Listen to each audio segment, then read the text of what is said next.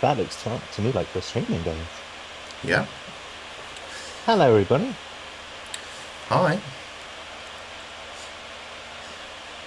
Do we want to have our video on here? I don't particularly want to have nobody on here, No. but Let's get rid of that. Oh, goody. Right. That should no longer be visible.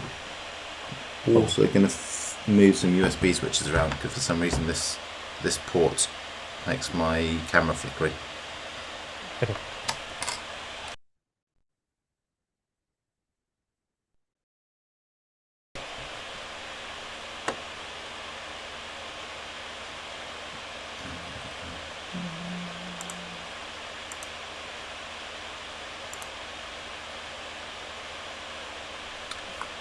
Okay. Do you want to hop onto YouTube and see whether you Yeah, can see I was us just thinking that. and whether it looks okay? I will set up TCS.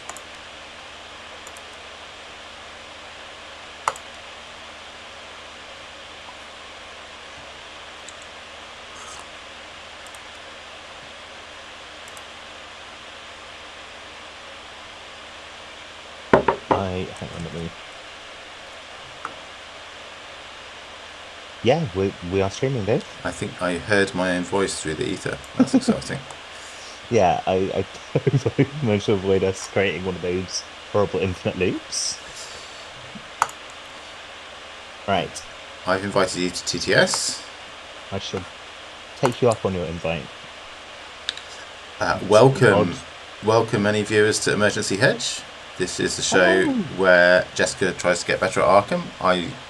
Dave, try and get better at Netrunner, and we both try not to suck at streaming. Also, I will practice the introduction, and one day it will be smooth, but not today. How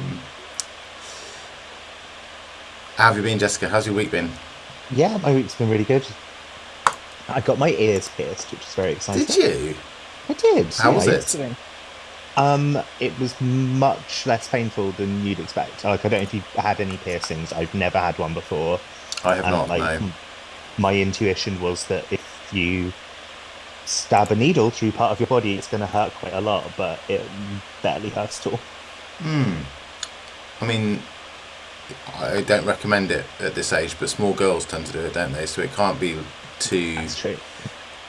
vicious because I think they probably have quite low pain thresholds. Maybe Well, small dogs. small people in general. I'm not Yeah. suggesting the pain thresholds are gender determined in any way. Great. Well, that's exciting. Are The you? fun part. Do you have any earrings as yet?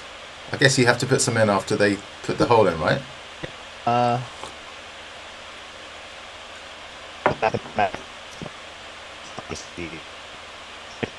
after we put in.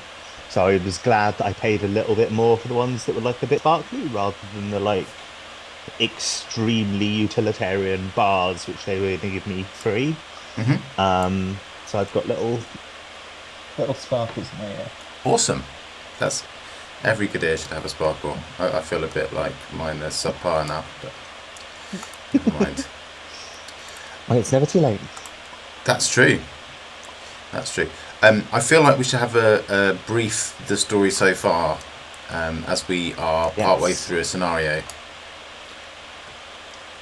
So, go on.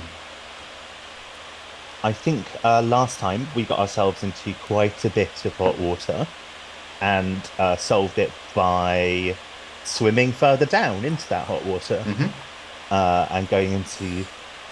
We are now, I guess, in Johann the Flame. I believe so. I think, yeah, look, all of the locations currently on the table have the Yannathly trait, so I think there's a reasonable assumption, yeah. So we went, narratively, we went back to the cave system underneath Devil Reef and splashed around for quite a long time trying to find the key we needed. In fact, looked everywhere until we found it. And then we found a really horrible Ligor monster. And we struggled to pronounce it and we ran away. And Deanna well, obviously everything's going to be cool and chill and pleasant. Yeah, absolutely fine down here. It's definitely all of our problems are behind us. Absolutely, which is good because I've already lost my diving suit to. I've got savaged by my vengeful hound. I think something bad happened to it anyway. That's what I remember happening to it. Yeah, and we. Oh yeah, look, 2 new friends down here for us to meet.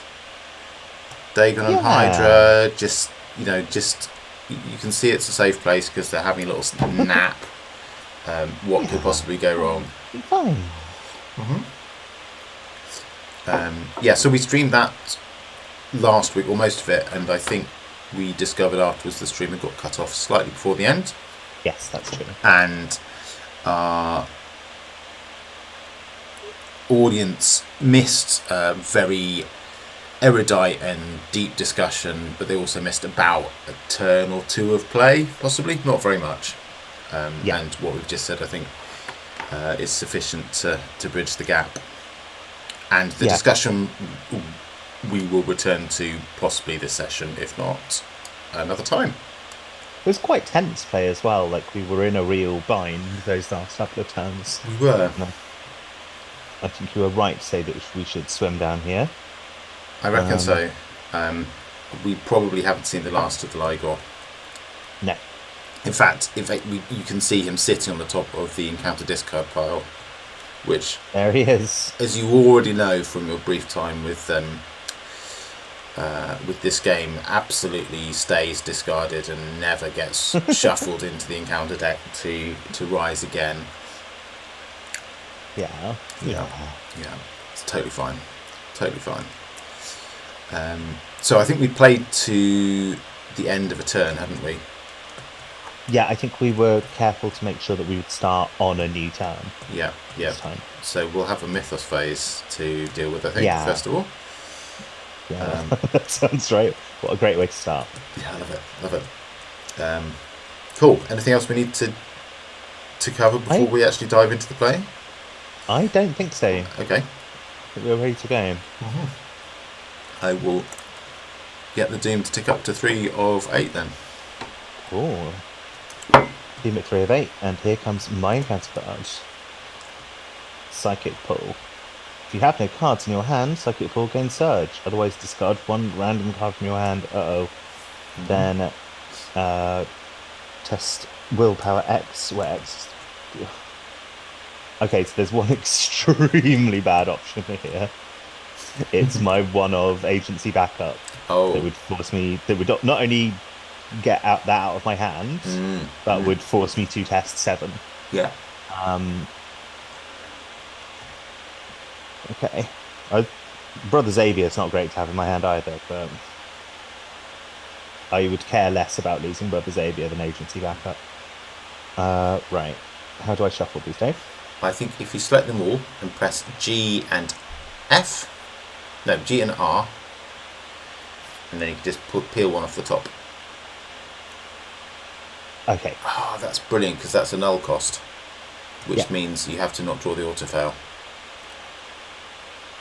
Okay. And the autofail is known for never turning up when you say that.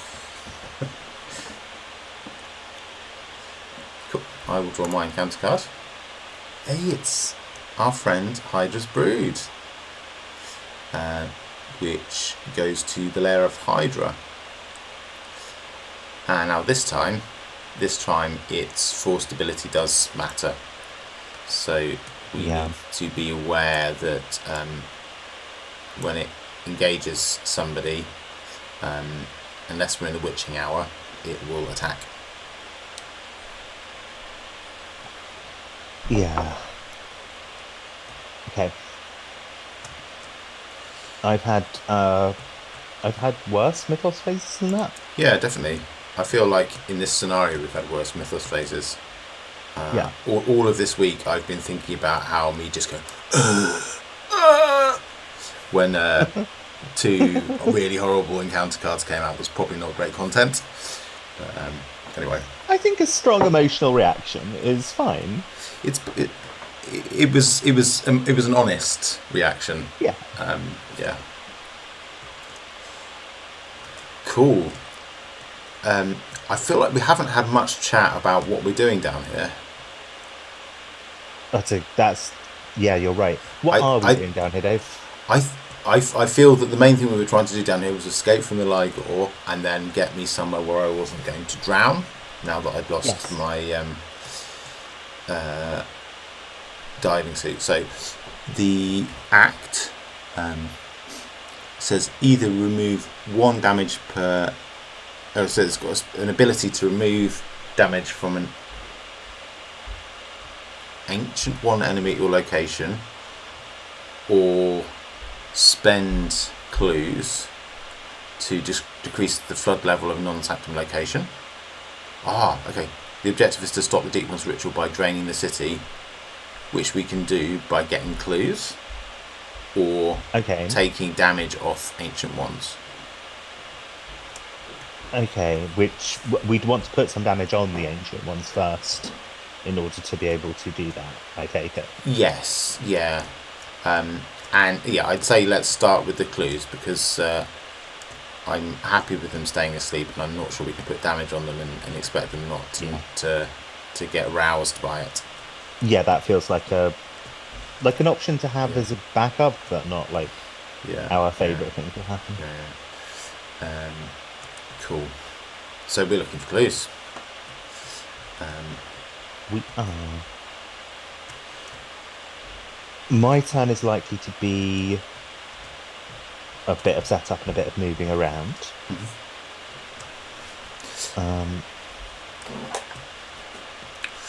Cool. I probably don't need very much setup, so I should just start on the clue getting. Yeah. We established that we don't have the white key, didn't we? That's the one that we can get. Yeah, I think it's the one we can get. I've got a purple and a blue over here. Yeah. Okay. I will head out towards the right and see what happens. But first of all, I will play Alyssa Graham. Great.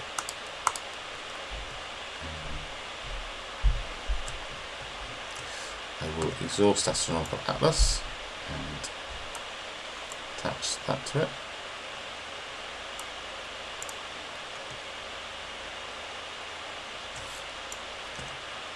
Hey, do you remember me complaining about my deck not being shuffled?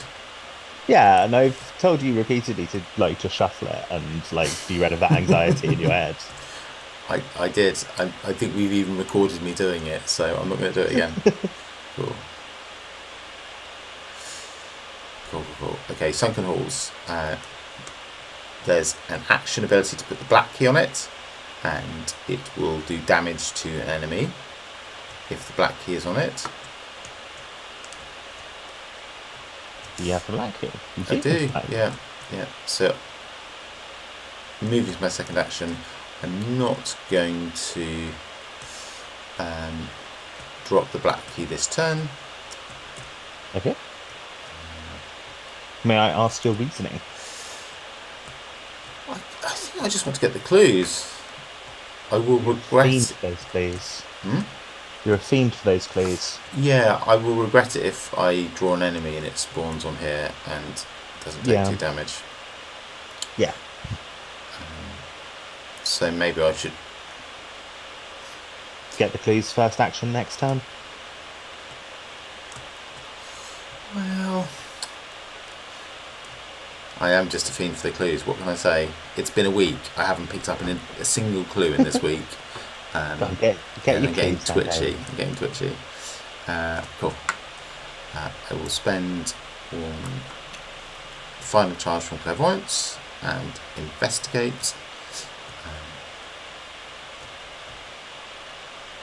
Add to your hoard of clues. How many have you got there? It's a lot. It's a lot of clues. It's a lot. I'm not going to commit anything to the test. So I am at 4 versus 2. Is that right? I get it's 6 because I get +2 for Clairvoyance. Yeah, that's plenty. Yep. Cool. Get 2 clues. And that's my turn. Cool. Right, I'm just thinking about whether...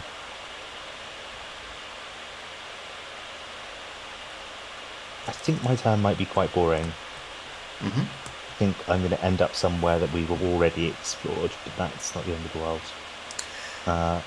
I'm going to play Agency Backup. Yes, do. I'm also going to play Emergency Hedge, just because I don't like being on 0 resources as I go through the game, and I'm going to move over here.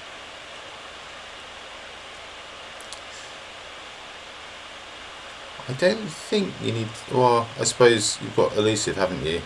That's quite useful to be able to fire at will. Yeah, I get antsy when I'm on 0.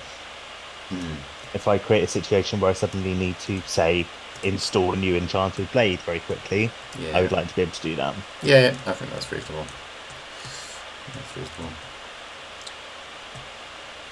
Cool. The enemy phase. Hydra's Brood is a hunter. I suggest that we move it directly upwards. We want to ensure that it... Well, I feel we want to ensure that it comes to you rather than me. So if you move it there rather than to the central column, then you've got a bit more freedom of movement to explore in other places. Yeah. Without it coming chasing after me and being a bit of a pain.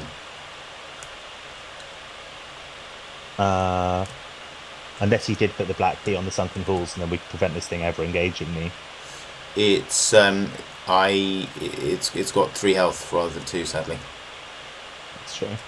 Part of my I did consider whether we could use it to get the Hydra, the Brood. I have a fancy plan for how I would do it, but it's quite convoluted. If I manage to get over here, so it chased me till it was here, got hit for 2, and then I elusived away to somewhere else. Yeah, I could repeat the process, but that's so many turns of nonsense just to prevent getting 1 doom on the Hydra. I don't think it's worth it. It's one horror to one of us is what we really want. The preferable choice of the 2 options. It just doing a single attack.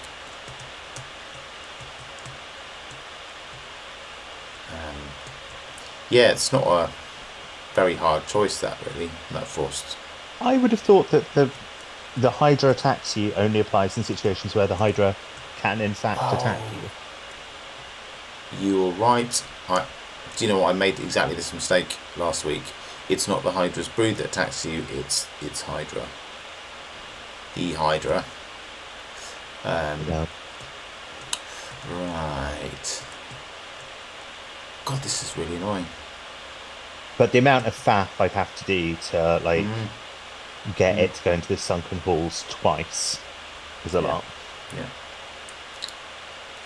Yeah, so Hydra cannot attack, it specifically says on this side. And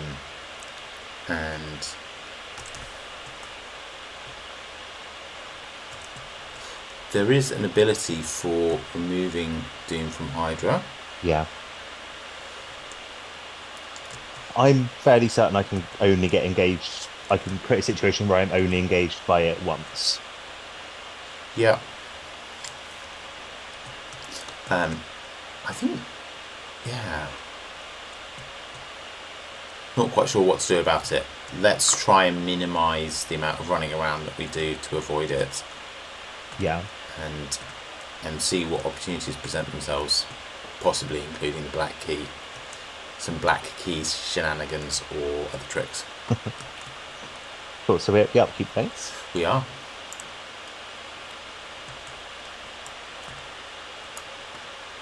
Nice.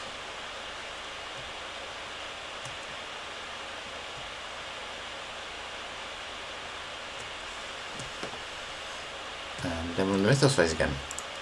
4 of 8. I'll draw my encounter. Fractured consciousness. Test 3 book learning. If you reveal a tablet token, I think that is, during this test, you automatically fail.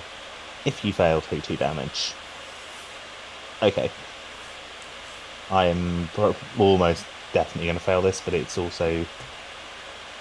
Okay. Kind of okay.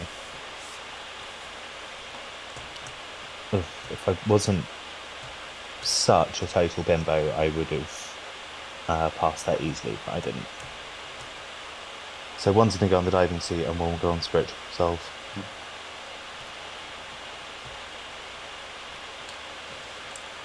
I have drawn Syzygy. You're not allowed to advise me, but for the benefit of the viewers, I need to choose between each investigator losing 3 resources, each investigator taking 2 horror, and placing 1 doom on current agenda, which can cause it to advance. I am going to pick the horror, because although you are a bit vulnerable to horror, you do have spiritual resolve down there. Also, the agency backup if you really need it. Also, you're fine, aren't you? I am fine. Yeah, cool. And Alyssa's going to take. Yeah, I'm all good for soap. Yeah. Cool. So that's.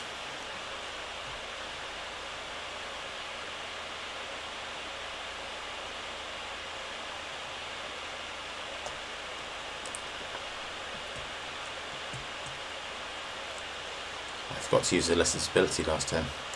Tell me about her ability, Dave. Her ability is, I think I mentioned last week that the original concept for this deck I've kind of abandoned, and her ability was about that original concept, which was a sort of light version of a lovely strong investigator who I now can't remember her name, annoyingly, but it's looking at encounter cards and dealing with them, basically. So you can exhaust her and look at the top card of either encounter deck or any player deck, and you can add a doom to her to place that at the bottom of its deck. A doom to her? A doom to her. However, my signature card, my replacement signature card,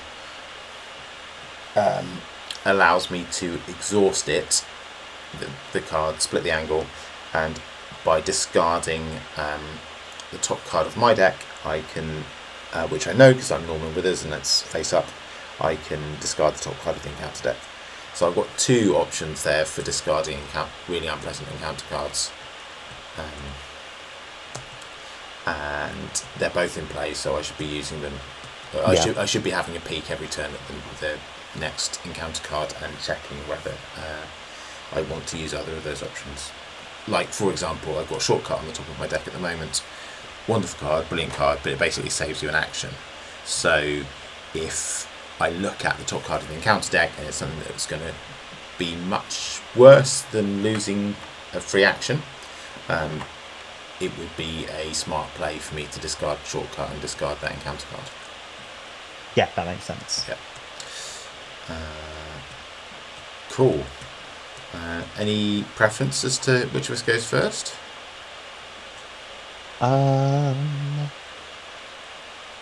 Absolutely none, I don't think. Okay. I'm probably going to wander off in this direction when my time comes.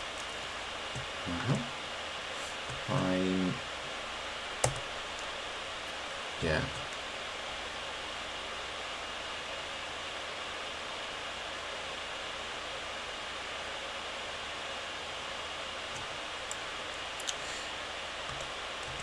Okay, I suggest you play some cards this turn if you're able to. Okay. I have some. I don't know what you're up to, but I have some late. I kind of only have 1 card I can play. I will play it. Yeah. It might turn out to be very useful, or it might be a waste of an action and 2 resources.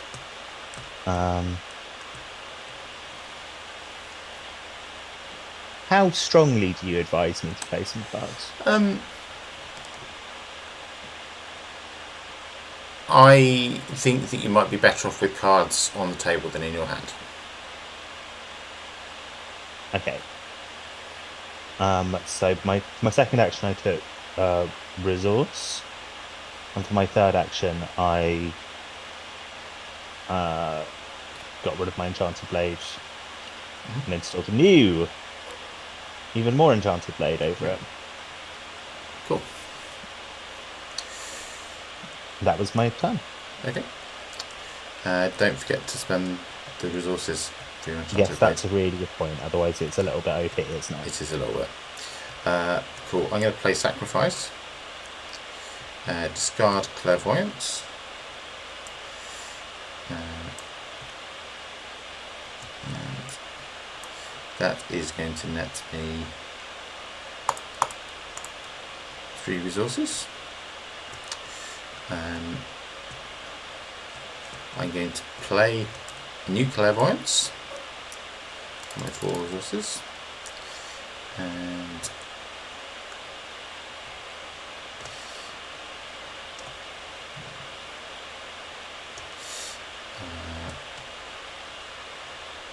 I'm going to play Shortcut from my the top of my deck. Ooh, that's cool. To move into this Sanctum location.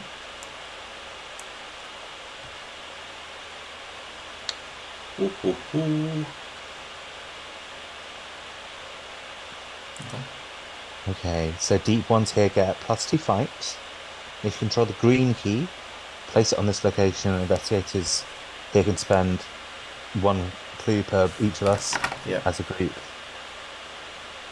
to automatically evade each deep one enemy and unflood this location. Yeah. To remove the game, this location cannot be flooded. Group limit once per game. Cool. I have the green key. Yeah, that seems like a good thing to do, because we need to unflood everywhere, right? We need to unflood everywhere. Yeah. I hope we're now going to see the benefit of running around upstairs and grabbing all of the keys. Yeah. So I have 1 action left. I need to leave or unflood this location by the end of my next turn, which seems eminently doable. Yeah, you've got enough clues and the key to do it on your own with a single action. Yeah. And if you draw a deep one enemy, you'll evade it as well. Yes. And well, an ancient one enemy is the ability. Oh, is it an ancient one? It's these two, our 2 sleeping friends, that is particularly relevant for. I think with that in mind, I will investigate with Clairvoyance, committing Winds of Power to the test. Puts me on an 8 versus 5. That's a success. And so that's my final action. And then next turn I will unflood it.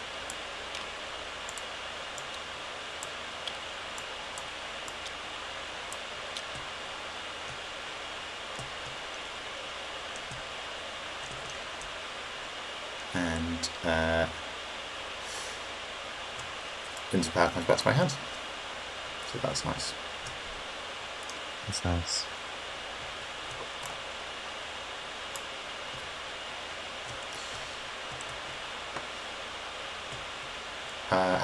Is that both of our turns? Yes, it is. Okay. Which I believe makes it the enemy phase. It does.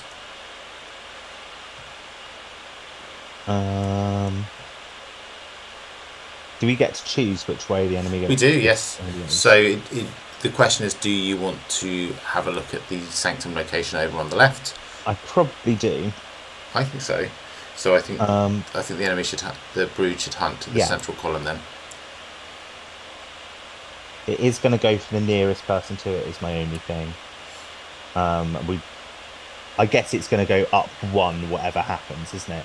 You just can't end there. You just If don't want to end your turn there or there. I don't, yeah, yeah, yeah. So long as we're always not in a consecutive location, it will just keep plodding after us, and we can choose the route that it takes. So we've got quite a lot of leeway. Cool. Cool. Yeah. Up to you. Indeed. Yeah, actually, I think I'm starting to envisage a plan for the brood. Yeah. Yeah, I think so. Yeah, I think so. I look forward to hearing more about that.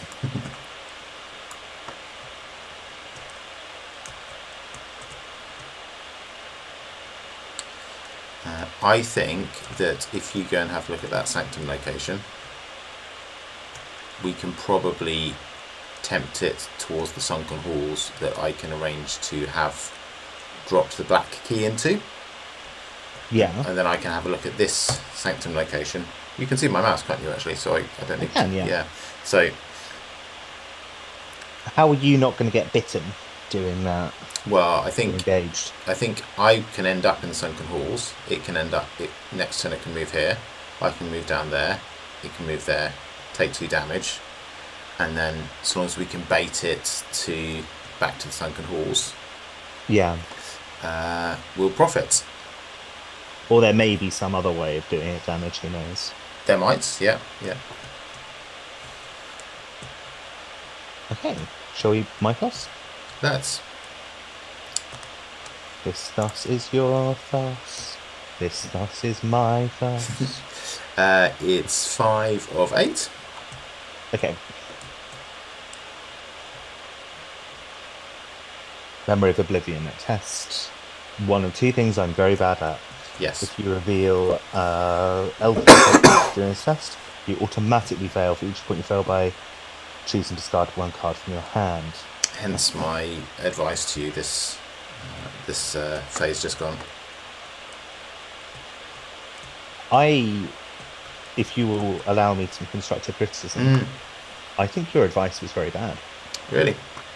Yeah, I think I wanted the maximum possible number of cards in my hand to give me more choices of what to discard. Choose and discard. You're absolutely right. It was bad. It was bad advice. I do apologise. It's okay. It's not game ruining me bad. No. Oh well. Cool. It's much for muchness, this, isn't it?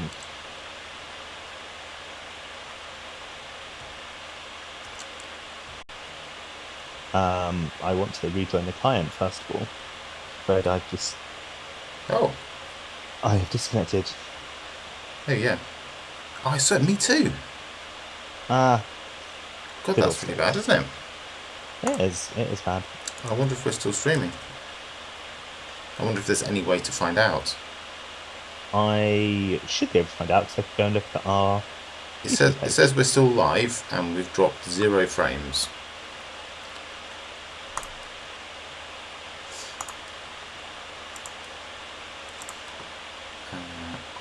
I will start a new server and yeah, I can hear myself. Yeah. Something we will need to look out for next time is that there is a lot of background noise interesting. In what's coming out in the stream. Like, you're absolutely fine over Zoom. For me, I'm not hearing any of it. But if you play the stream, it's like you are streaming from the side of Babbling Brook. That is interesting. Okay, you mentioned that before from the previous. Yeah, my one's not great either. My one, it's a slightly different effect, but they're both bad. My one was more like, and probably is on this occasion. I don't know which one of us is causing the problem, actually. Maybe the reason I can't hear you doing it is because I'm doing it.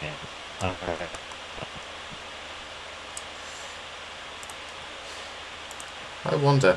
I mean, my computer is quite loud, but I would expect you to hear that. I would expect. I think trying to fix it midstream is probably a fool's It's a errand. terrible idea, yeah. We're definitely not going to do that. Yeah. Let's ignore it. Let's ignore it and move on. Yeah, let's make a mental note between this time and next time we meet that we will need to do that. Yeah. So, I think you still have me on in the background, which means I occasionally hear an echo of myself, which I would prefer not to hear. Actually, don't have you on in the background. Really? Yeah. Okay. Just gremlins then. Yeah, I'm sorry. I'll ignore them and move on as well. How far had we got? Okay. We need to reconstruct our board state. It looks like this has taken us back to the beginning of that turn, pretty much. I can see the Syzygy encounter card in the discard pile, but it looks like you didn't play your cards, and I didn't take my turn either. Okay. Shall we individually reconstruct our turns? Yeah.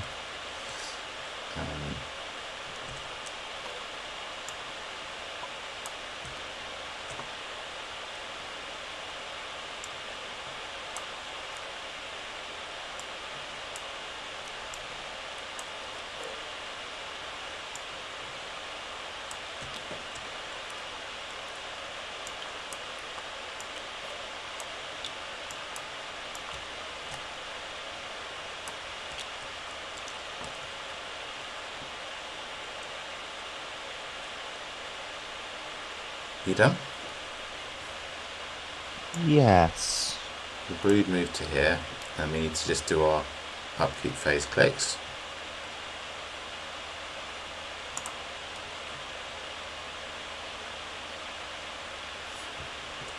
My interface has bugged out a little. I'm just trying to work out whether it's bugged out. It's just done some like silly things, like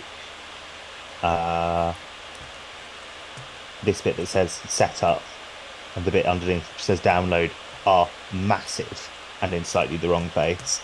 I think it's something I can work with absolutely fine. Yeah, okay. This bit that says setup here. Yeah. We can definitely do something about that. What was the other thing that's offensive to you? Download is... There are some buttons that say download which are getting in the way of some of the cards, but not in a way that I think makes the game unplayable. Okay. It's not like that time where we had where I couldn't see how many resources I've got and stuff. I think it's, for now at least, fine. Sure. One of the really good things about finishing this campaign is we can ditch this save game and move on to the updated version of the mod, which hopefully will be less problematic. Yeah. Okay, I've recreated my board state. Cool. Have you done your upkeep phase? No. Actually, this might be where I find that I do have a problem. Okay. Because I have a giant recall button. Yeah, I do have a problem. I've got a giant recall button in the way of my upkeep button and my chaos bag button. Okay, I suggest you leave the game and try and come back in and see whether that resolves it as a first port of call. And while you're doing that, I am going to count to see how many clues we need to decrease the flood level of all of the locations in play. I think it's 20 something. It's about 26, 27 from the count I did a little while ago. Okay.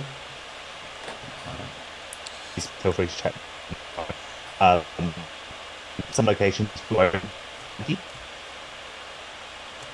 Say again? Some locations it seems, will not have to use clues on. Yes. I'm afraid Yeah. it's loaded back in exactly the same way, Okay. which So, is an enormous bummer. um, how about I save it, kill the thing, and recreate it? Yeah, Yeah. if we're both here from the start when it's being built, Yeah. that will probably do it. Yeah. Yes. Yeah. That's been the issue before, hasn't it? It So. has.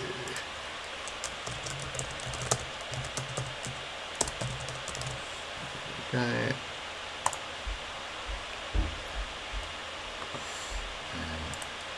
And I think the stream will continue, so that's okay.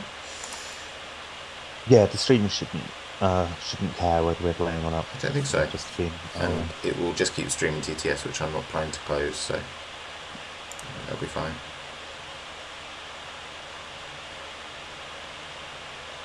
Okay.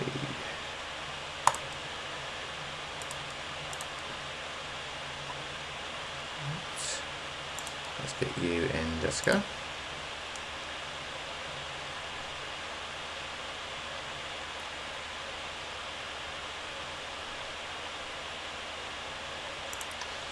You have been invited.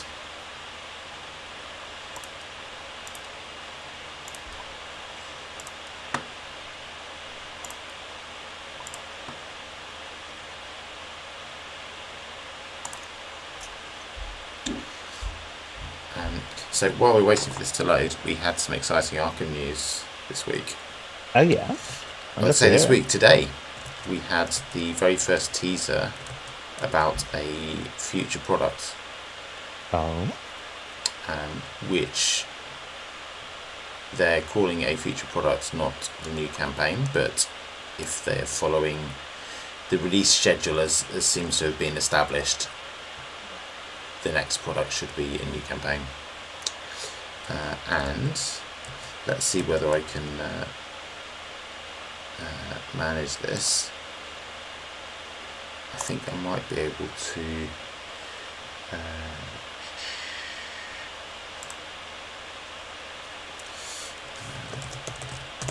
bring that up on stream. Yeah. So yeah, I think on the stream now people can see the Instagram post from Duke, who is the lead designer of the game, who posted a extremely gruesome piece of art that as a teaser.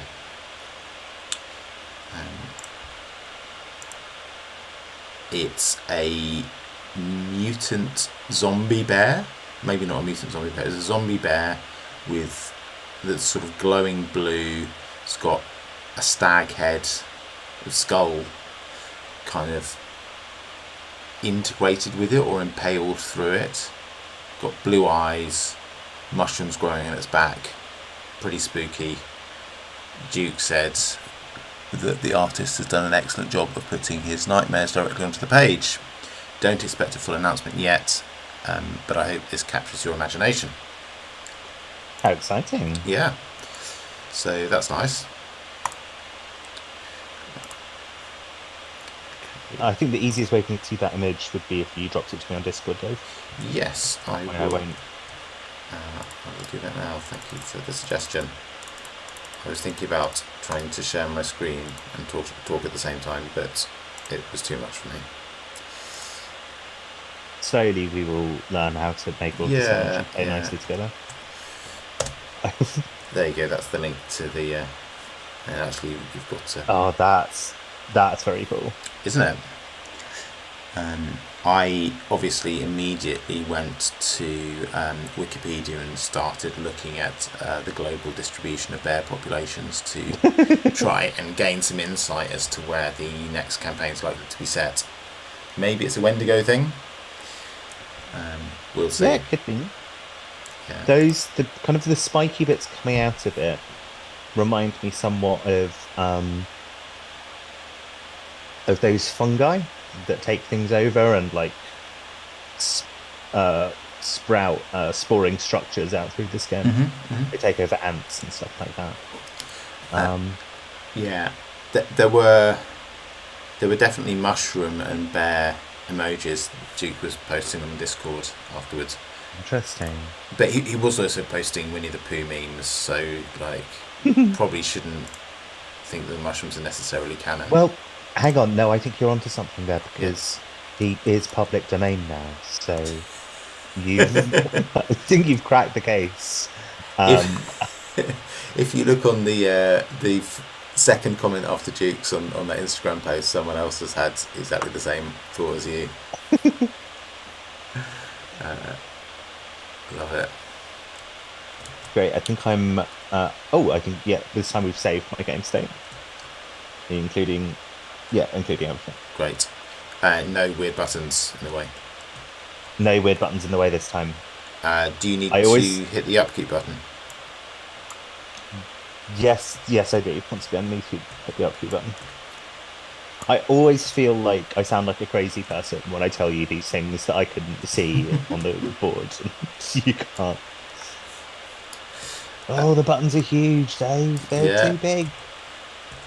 Can't play the game like this. If we were playing the Carcosa campaign, that would be a very thematic development. It doesn't fit quite so well in this one. If the buttons were fish, maybe that would be more thematic. Okay. That would be a great mod to just like weird out your UI. all the buttons are fish. Sorry about that. Deal with it. Okay, so let's do the Mythos phase. We're 5 of 8. And you know which card you're getting. Yeah, it's Memory of Oblivion. Yeah, let's not revisit the bad advice I gave you.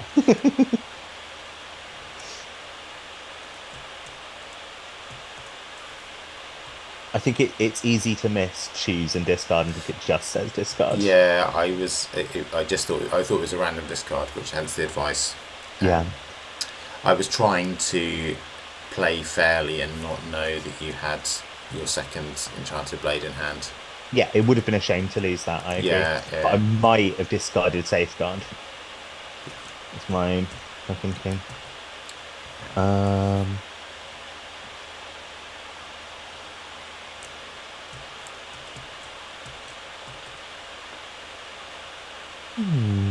So you I think I'm need gonna to do your test first, yeah, right? I need to actually do the test first. Yeah, I'm just like I'm gonna lose. You might pass It's gonna be real bad.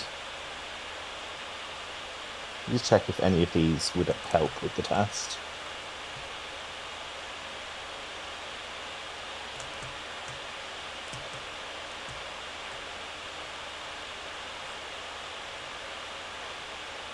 So I think if I fail this test, I'm going to discard Tetsuya Mori. I think it's on my list of cards to discard, which means I might as well just play him as part of the test. Right? You should. You're much better off testing willpower than intellect because that's 4 rather than 2. Is it? Yes. Oh, Sugar Puffs. I do have 4. Yeah. Okay, cool. Let's just do it. Oh, no discarding cards for me. I'm glad that your upkeep phase has treated you so well. Because I've drawn the Deep One Assault, which means that I am going to engage a deep one. Engage a deep one. Regret that I did not. Oh, that's not what I wanted to do at all. Still not what I wanted to do. Oh dear me, I've made an absolute big zero of this. Regret that I didn't put that black key down when I could. In fairness to you, you said at the time that you'd regret it, so in a way you were right. Yeah. You okay? Yeah, I'm just going to mute myself for a moment, Jessica. I will be back shortly. Price is a big middle button. Hello, everyone. It's just me for a moment. Let's see what kind of deep ones Dave might be drawing in a sec. A lurking deep one. Go.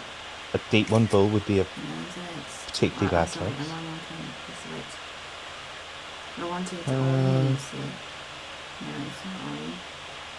Isn't it? Conspiracy deep ones is an It interesting is. card. Look, Oh, I forgot people can't actually see. I have deleted it. Dagon's Brood. Oh, that's a lovely, lovely collection of deep ones in this Isn't it? deck.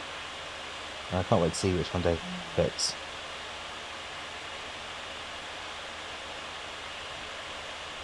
What's going on? Did it do it? Let me see. Thank you very much. Okay. I'm back. Welcome back. Thanks. I was looking for a deep one. You were. I'm not happy to have remembered that's what I was doing. Okay, let's see.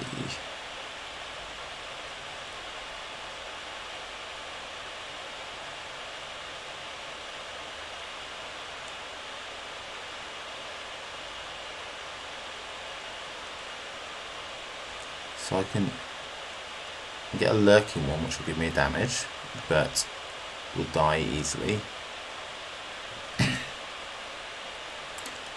And get the deep one bull, which is really beefy. But I might be able to evade. Oh, I just absolutely should have put down that damn key. It would have been such a good idea to do that.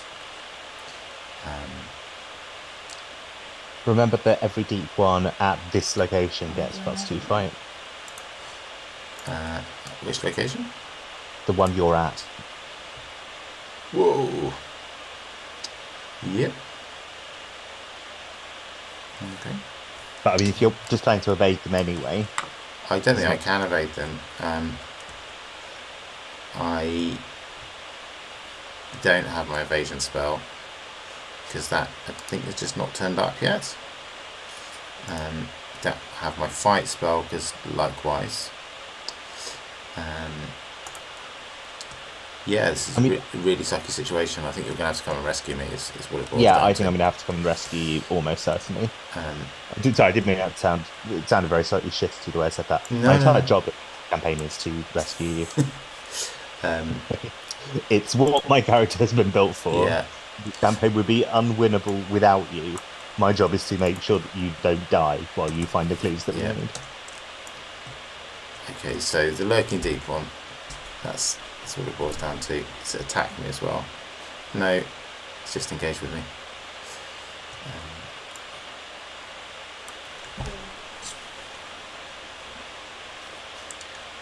Thank you. What is that?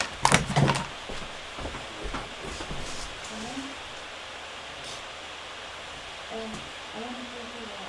I can't.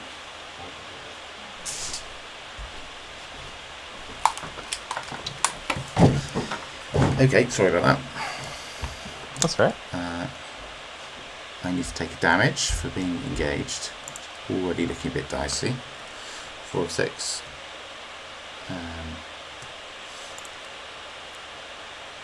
But yeah, there we have it.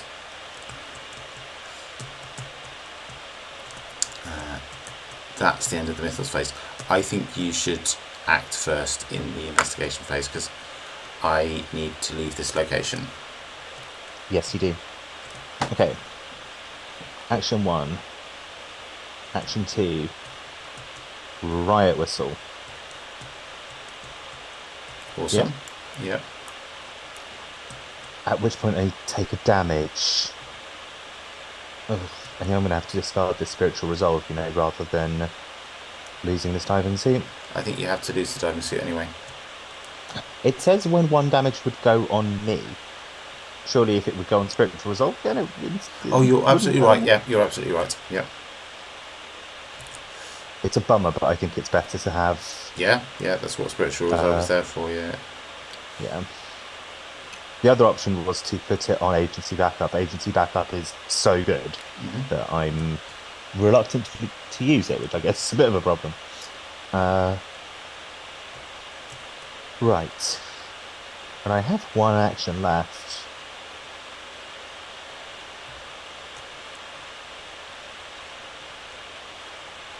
Oh, hang on, hang on. Oh, if it spawns, not after it engages me. Damn it. Oh, the good news is that if you can take me with you when you Oh, leave this yeah, location that's cool. and safeguard. Yep, yep. What do I you want to don't do for want. your last action? I really don't know because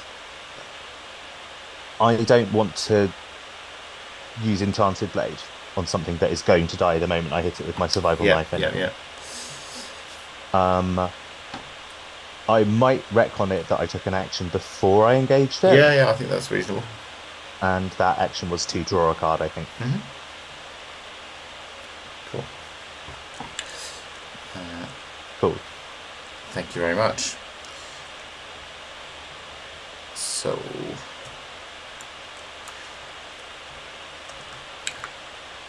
I am, first of all, I'm going to use the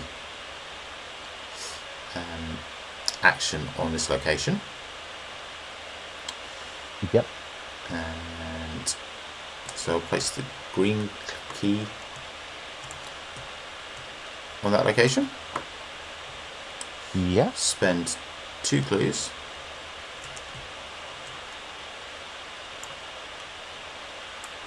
Let's do that. Where's this one?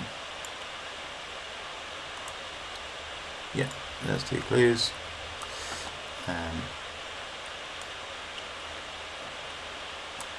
And unflood it. And it can't be flooded again. Great. So that is location 1 of 12. Yeah. We have unflooded. Yeah. So that's the first action. Second action, I will move back to the sunken halls. Take me with you, take me with you. Yeah, I do. I will.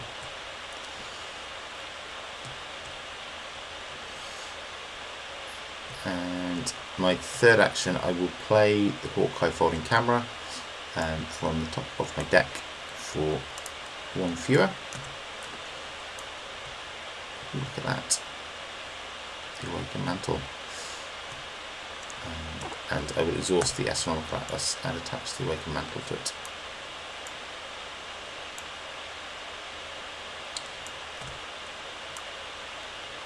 Yes, there's really something weird going on with this deck. Like, there's the other Hawkeye folding camera. Yeah, randomness is warped. Please adjust your expectations accordingly. Anyway, that's my turn. I don't drown, so that's nice. That is nice. And in the enemy phase, I feel like we want to put the brood on the undersea corridors. Yeah, I feel like it too. It would be nice if we black keyed this. Yes, yeah, I agree. That's my first priority next turn. Upkeep. Yeah. Indeed.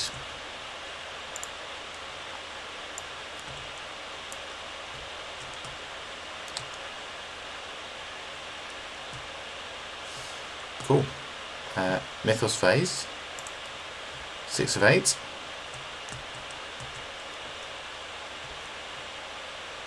You draw Psychic Pool. Yep.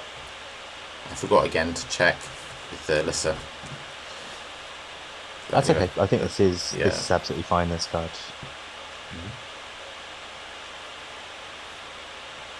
See if I can remember how you told me to do this before. G and then R. R. It's making that bounce, so that definitely selects it.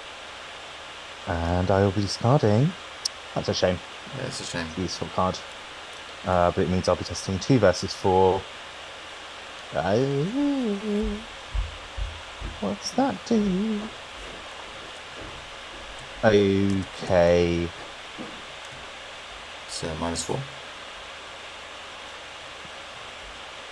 Yeah, and I was on what, 4 versus 2. So I lose an action, But I will say, if we probably shouldn't flood this location, should we? No, I don't think so. Mm, Well, let's see. let me talk you through some reasoning. Yeah. If we did flood this location, I would get my action back because of Wave Worn Idol. Mm-hmm. I would also not lose my diving suit. Okay. Okay.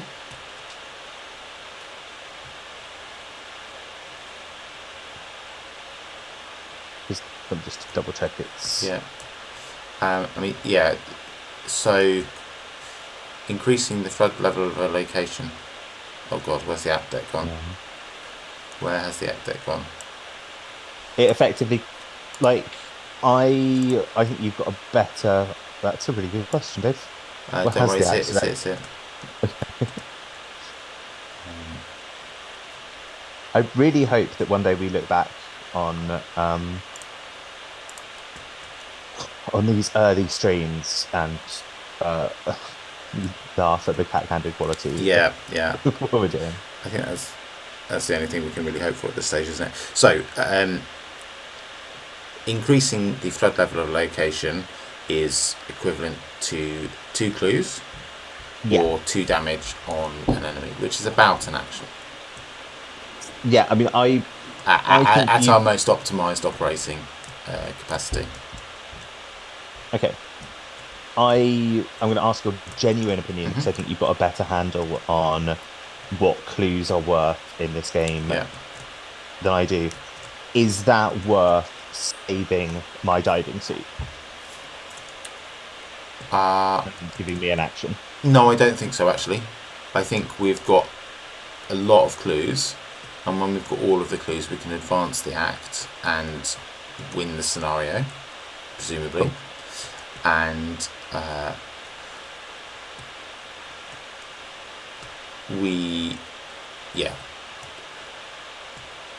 Cool. We can use the clues to unflood locations, which means that the diving suit is not as important as it would be otherwise. Like at any time, we can just start throwing clues and unflooding 7 locations. So, which do you think I should do? I think you should lose the diving suit. You think I should lose it? Okay. Yeah. Goodbye, diving suit. You're a good friend. And I've got thalassophobia, which I think means we both take a horror. Still, just the most incredible art. Yeah. It's okay, you got rid of your diving suit, so there's no longer a huge fuck-off monster stalking behind you.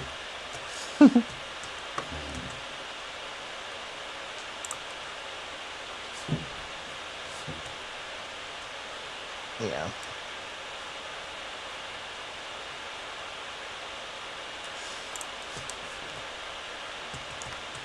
Ooh. Did we forget? We forgot to do that, didn't we? Yeah. We both let's remembered it exactly the same time. You do that now. So I think this is a 6 versus 2. What is it now? It's -5.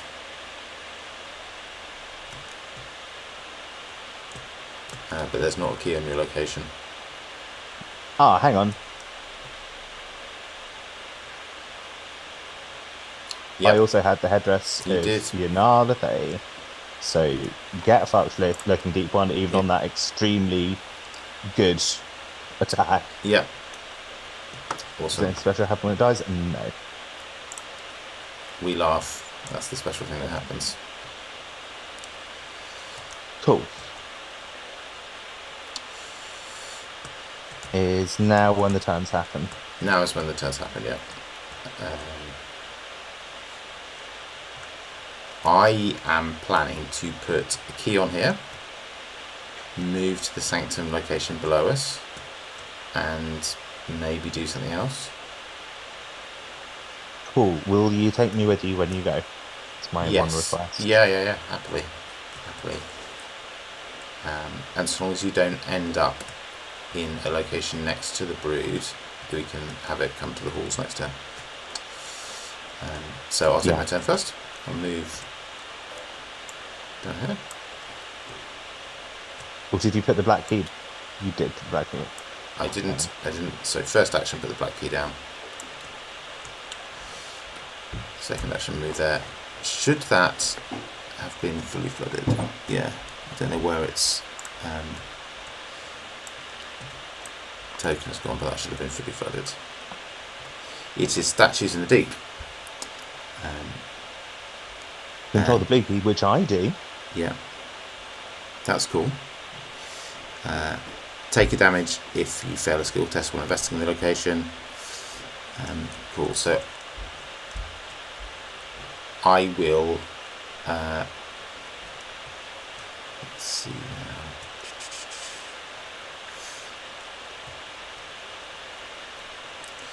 I'll exhaust the astronomical atlas and take a mist of Villiers.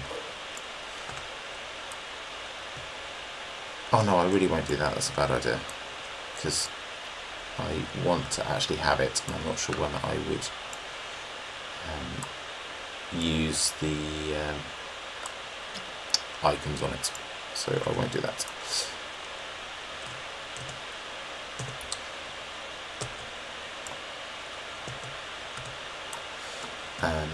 I'll just do the investigate. So spend one charge off my spell. Dear me, I'm using the water speak here, clairvoyance. And I am testing at a 6 versus 3. I don't think that I need to put any icons towards that. So let's go. Oh, that's nice.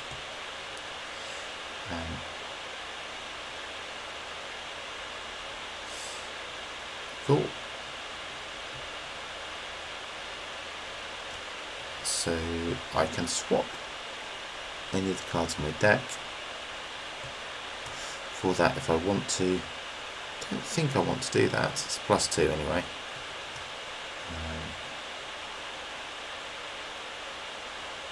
Yeah. Fine. I get the 2 clues. Cool.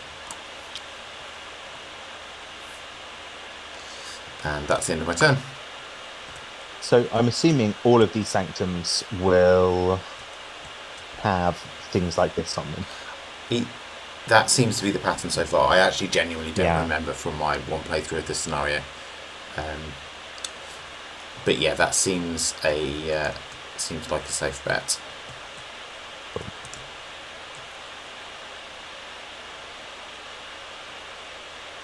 So it winds up being like 20-something clues that we need overall. But my maths is failing me today. Yeah, you take your turn. I'll try and I've got my turn, that. haven't I? Yeah. You do, yeah. Super. Right. I'll play Stand Together. But it's the less good Stand Together that I didn't spend any influence on. Still nice though, so you get 2 resources. Awesome.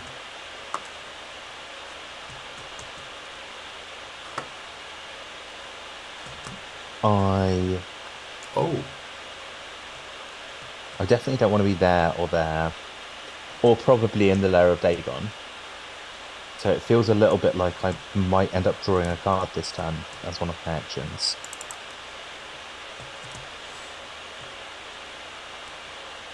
In fact, this is what I'm going to do. Can you activate the ability first? The blue key ability. Yes. I can't do it first, so I've now drawn the card. Yeah. But I will, as my third action, Yeah. activate the blue key ability. Cool. As you've got an enormous pile of clues, and I've only got 2, I suggest we spend 2 of your clues. Yes. Yeah, Yes. that makes sense.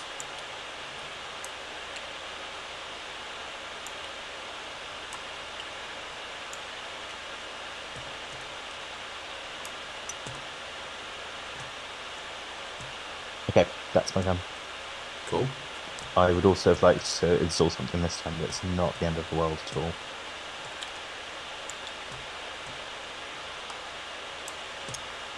Okay. The Inuit. I think we should just have a moment to appreciate the statues in the deep art. It's also very good. Yeah, Love it. that's nice, isn't it? Yeah. So we've got the enemy phase. The Hydra's brood moves to the sunken halls. Ha ha! And Takes 2 damage. 2 damage. Boom.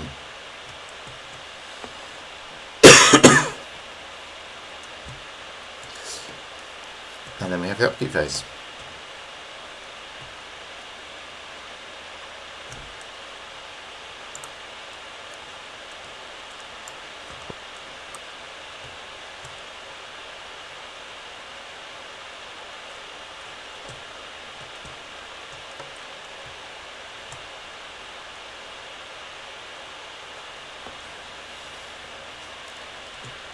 Okay, Mythos time. Indeed, yeah. 7 of 8. Which my reading is that means I want to engage this. If we are accepting that we're going to engage this at some point, I want to engage it during this coming turn, right? Yes, yeah, absolutely. An alternative option is for us to have it move to statues in the deep, and then one of us to be in the undersea corridors or somewhere similar where we can get it to move back into. If the nearest person is on this top column, and we get it. Yeah, I'm quite happy to go, like, move towards this sanctum over here. Yeah. And have it chase me up there. Yeah, yeah.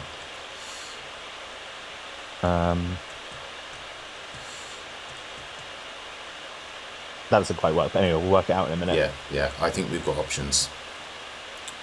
Eee. Hello, mate. You get free action, right? Oh, I do, don't I? Do I use that for action? Well, it engages me first. It does.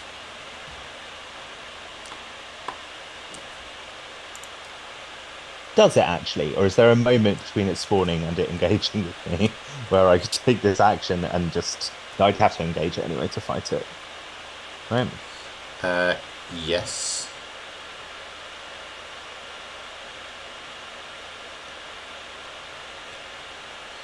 Yeah, it's after it spawns at your location, so it spawns engaged with you. Yeah. Yeah.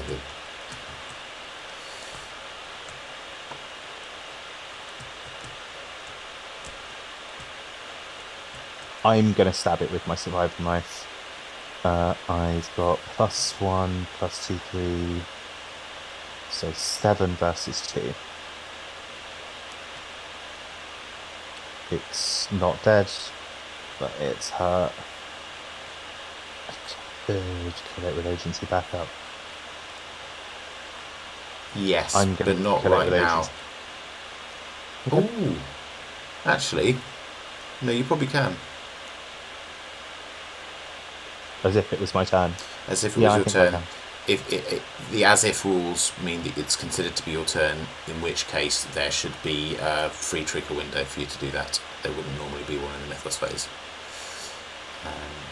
We'll try and not make a habit of that, because agency backup's really valuable, and that was quite a weak enemy to kill it with, but it has freed up an action for me this time. I have some extremely distressing news about the Mythos phase, which is that I've drawn Ancient Evils. That means we advance right now. We advance right now, yeah. Okay. That turn you thought you had. Ooh, hello. Tyrants of the Deep. Boy, do they look pissed. Hello. It's Hydra and Dagon, the wacky duo of fun sleepers, have woken Oh, up. for fuck's sake. Oh, it gets -1 fight for each sanctum location with a key on it. Yeah.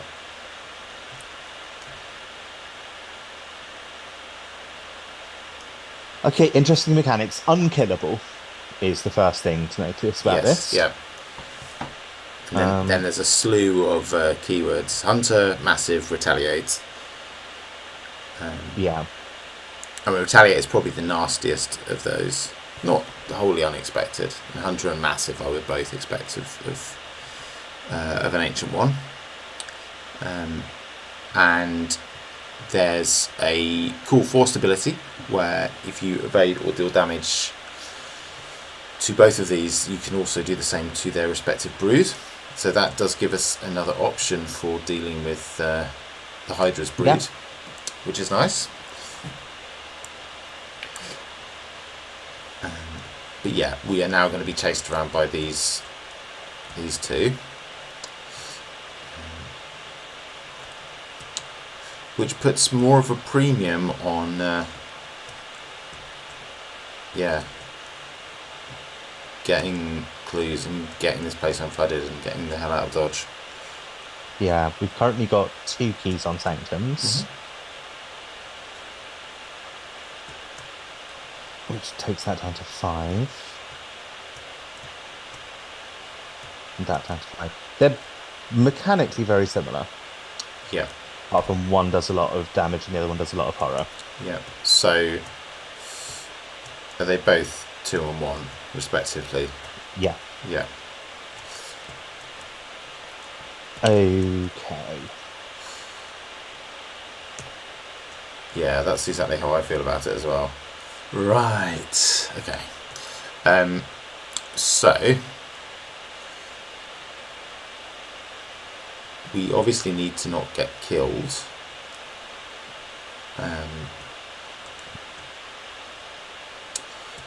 How are you for damage and horror? You're pretty good, right? I am pretty good. I'm pretty not good, but I have an option. I'm pretty good, and I'm going to get some more soak on the table this turn. Cool. I'm going to probably heal myself as a fairly high priority. I think that's reasonable. Yeah. Do they have particular ideas about which prey they want to fight? They don't. No, neither of them do. Okay, cool. The prey rule is a bit misleading in any case. It's unless it says prey something only, the rule is a tiebreaker. So they would still come after the closest investigator. It's if there were 2 investigators equidistant, then they would choose the prey as priority. Likewise, when deciding which investigator they engage, if they weren't massive, which they are. I just realised there's a card here for me to read. Okay. 3A. Oh yeah, let's do that. Read it. The flood. The great flood has begun. With the ritual complete, the seas shall overtake the earth, and there will be nothing left but the primordial ocean and its denizens. You're all that stands in the way of humanity's extinction. If an Ancient One enemy is slumbering, if their victim is awake inside, force when your turn begins. If you're at a fully flooded location, you struggle for air when your turn ends. Yeah, it's the normal, like, drowning rules. Yeah. Drowning rules are still in play. Cool. Okay. Get rid of these Tyrants of the Deep card. So I would like to start. I should probably start because you've got Safeguard in play, right? So we can both move for the price of 1. Yeah. Cool. I'm going to play Earthly Serenity.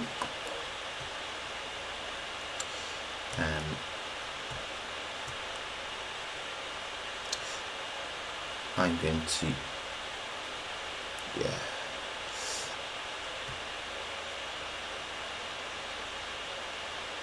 I'm going to use the ability on Earthly Serenity. I'm going to commit Winds of Power. to it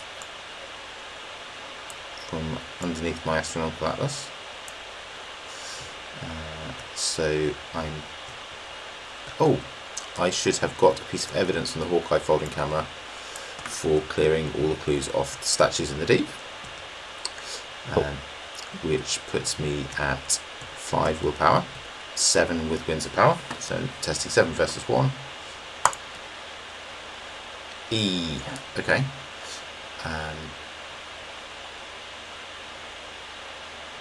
Before you do anything else, I have a plan to win this game.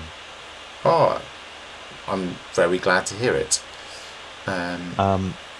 If we can, somehow or other, create a situation where you can go and deal with these sanctums, Yeah, and I can get these two things chasing me yeah, to the sunken halls, ideally getting them so that they're like on the same pattern of movement. They are arriving at places at the exact same time, Yeah. which shouldn't be too difficult. If we ended here yeah, this turn, they would both move there. yeah. If we could do all that, we could get them to hit the sunken halls, take 4 damage, assuming I was here. Yeah. I would then elusive out of. I'd either let them attack me, come and attack me first. Yeah, that is what I do. I'd let them come and attack me first. I'd elusive out of there.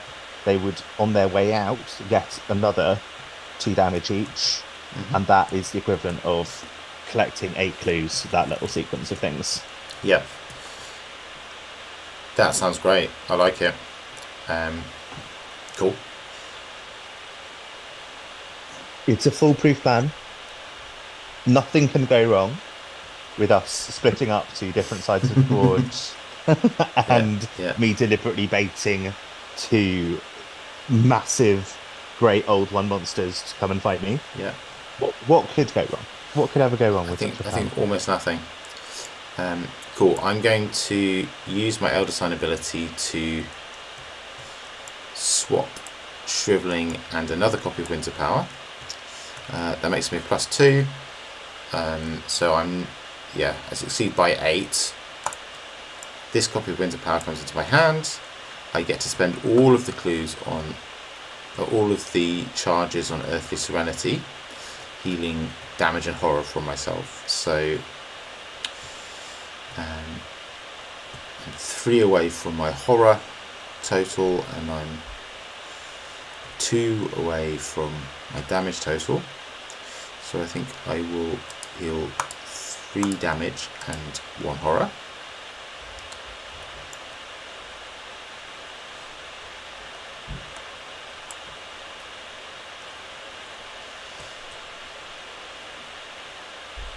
Just checking. Yeah, I swap their cards, I don't draw them. That was my second action, right? I played it, I used it, and then I will move to here. Yep, take me with you, take me with you. Okay, another location that we can't, with no clues, that we can't do anything with because we don't have the white key. And that's the end of my turn. Cool.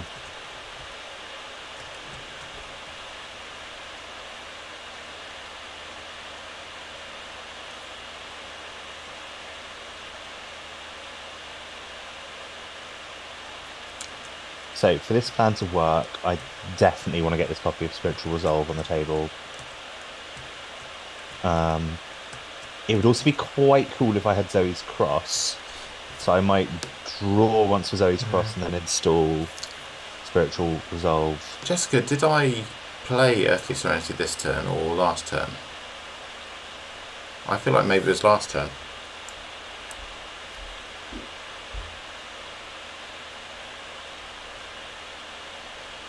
I think I played it last turn off the top of my deck for 1. Okay. I could believe that. Certainly all of that rigmarole with swapping my cards around was based on the assumption that I did that and I had another action to play Winds of Power for 1 off the top of my deck and add 2 extra charges to Clairvoyance. So I will do that, and then you carry on with your turn.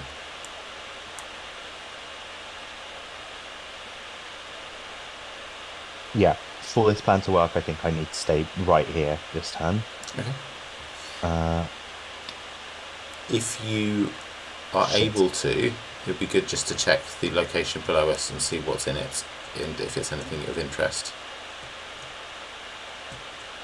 Unfortunately, I have now drawn, and I've drawn the absolute worst thing for me to have drawn. So the rest of my turn is going to be spent fine. getting rid of the fucking thing, and also installing the thing I wanted to. I was hoping to find Zoe's Cross. That would have been cool. Yep. Okay. The enemy phase. I'd like that to move downwards. Yeah, I reckon. And then Hydra and Dagon both move to here, presumably. Mm-hmm. And then we have the upkeep phase.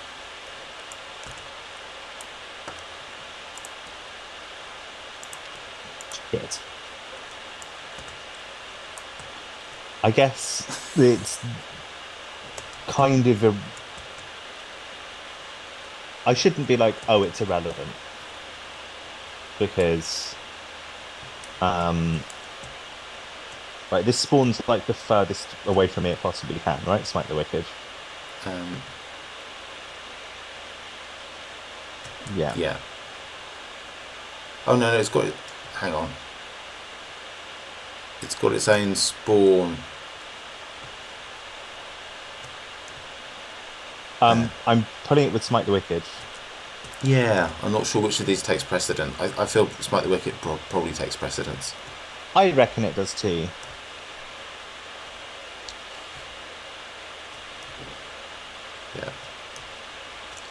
Yeah, do it. 1, 2, 3, 4. 1, 2, 3, 4. So I was going to go here anyway. Definitely.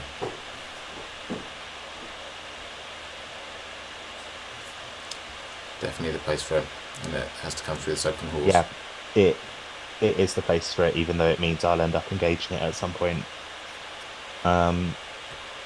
Because otherwise it's the Sanctum and you're going there. So...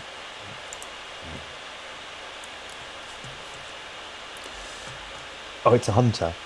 So it's going to come and hurt itself. It is, yeah. That's good. It has, however, made my plan not quite as good as it once was. That's true. If we can get Dagon and Hydra to go into the Sunken Halls, then that's the core of this plan. Both of the broods will die. Yeah, that's true. Which will be nice. I just don't think there's a way of me killing them without engaging at least this brood. That may be the case. Oh no! If this brood goes through the Sunken Halls and then Dagon goes through the Sunken Halls, then that will be the 4 damage. Yeah, I just don't think there's a way of me getting to the Sunken Halls without meeting it on the way.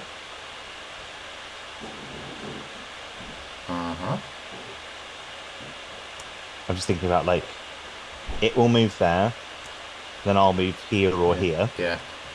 So I'm going to bump into it on my way to the Sunken Halls. And I would elusive there, but I need to elusive out of there. Okay. That is the elusiving out of there is the kind of crucial point. Gotcha, yes. Okay, there's lots of moving parts. We should have the Mythos phase and then see what happens. 1 Doom of 10. Oh, we should move this dude. Or did we already move him? We did already move him. We did, yeah. Oh shit, what's this? Tidal alignment. Peril. So I'm afraid you can't help me, Dave. Mm-hmm. Choose a location where there is at least 1 investigator. Increase that location's flood level. Mm-hmm. Each investigator chosen location takes 1 damage. If the chosen location's flood level is not increased by this effect, tidal alignment gains surge. Mm-hmm. Okay, that makes life marginally more complicated. I do, however, get an action. I can't do very much with the action though, so I'm just going to draw a card. Okay, that's a good card to have drawn.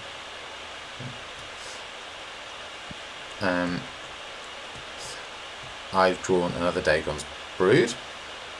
So they spawn in the Lair of Dagon, right? Lair of Dagon or the Gateway. We're 2 away from both of them, so we can choose. I think the Lair of Dagon's marginally better. Yes, it's definitely better. Yeah. Well, all of the enemies that were hiding have come out to play. On the plus side, I have Shriveling and Misophilia. Oh, sorry, I shouldn't be talking about my hand. I'm just excited that I've got my enemy management spells. So, what's your plan here, Jessica?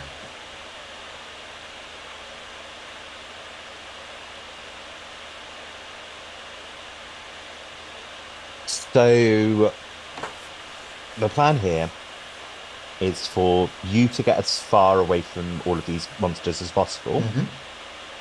I will... And I need to be, like, just a little bit closer than you are. Okay. Probably I will end at the Sunken Halls. That seems like a sensible place for me to end. Which would mean that for you to be... You need to be here or here. Okay, not this sanctum. Yeah, because... Oh, we increased the flood level here, didn't we? We did, yeah. Did you take the damage? I took my damage, but I forgot about increasing the flood level. I haven't even drawn an encounter card. I'm getting way ahead. I drew the Brood. You're right. Okay, so...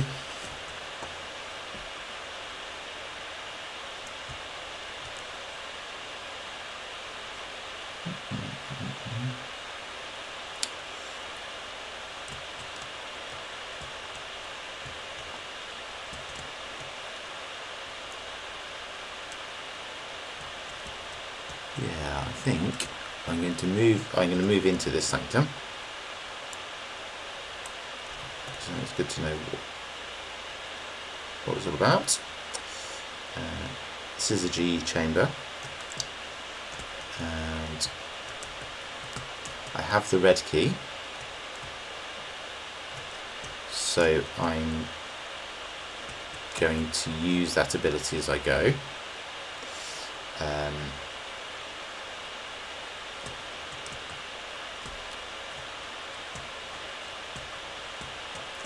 So put the red key on it, spend 2 clues, and unflood it. Yeah. No, the clues stay on it though. So, 1, 2 clues. It unfloods. Oh, somehow I stole a clue off it there. And then I'm going to move up to here.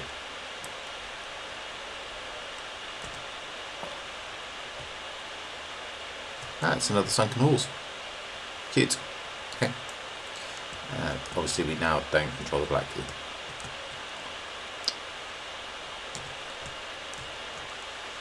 And that's my turn. If I was going to be real finicky, I'd point out the black key is on Sunken Halls. It's just not on this copy. You're right. Sunken Halls. Yeah.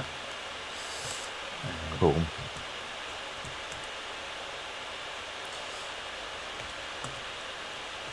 I mean, if that is how it worked, it would be fucking awesome, but I just don't think it is. No, I don't think so. Cool. I am going to use Split the Gangle, discard Misophilia from the top of my deck,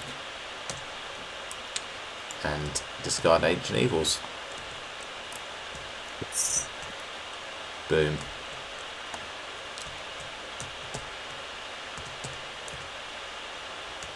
Okay. So...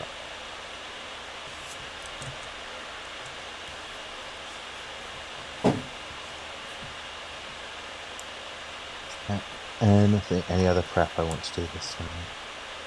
Not really. It's move up here.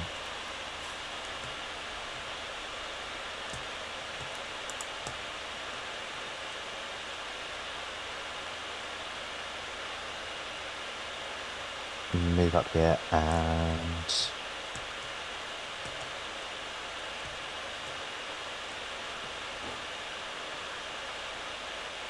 I'm just gonna keep. Hang on, where am I at? 1, 2, 3, 4, 5, 6, 7. Sure. I might play emergency cache just in case I need it later. Do you think that or a draw? How many cards have you got in your hand? 7. I would probably play emergency cache. I think, unless there's. Yeah, it sort of depends how good you think the remaining cards in your deck are versus the cards in your hand. One of them Zoe's Cross, which Right. if I can, I'm going to play at the moment it comes out. Yeah.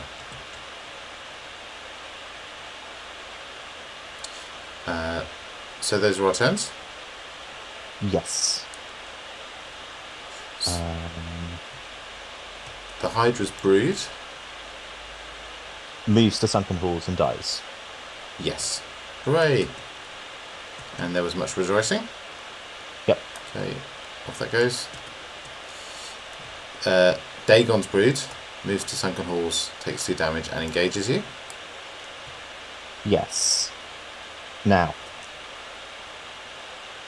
that Dagon is awake, do I have the option of taking the damage from Dagon? Correct. Rather than... Correct. Cool. Yeah. Let's do that. Okay, so there's the brood engaged with you, and I'll put 2 damage on it.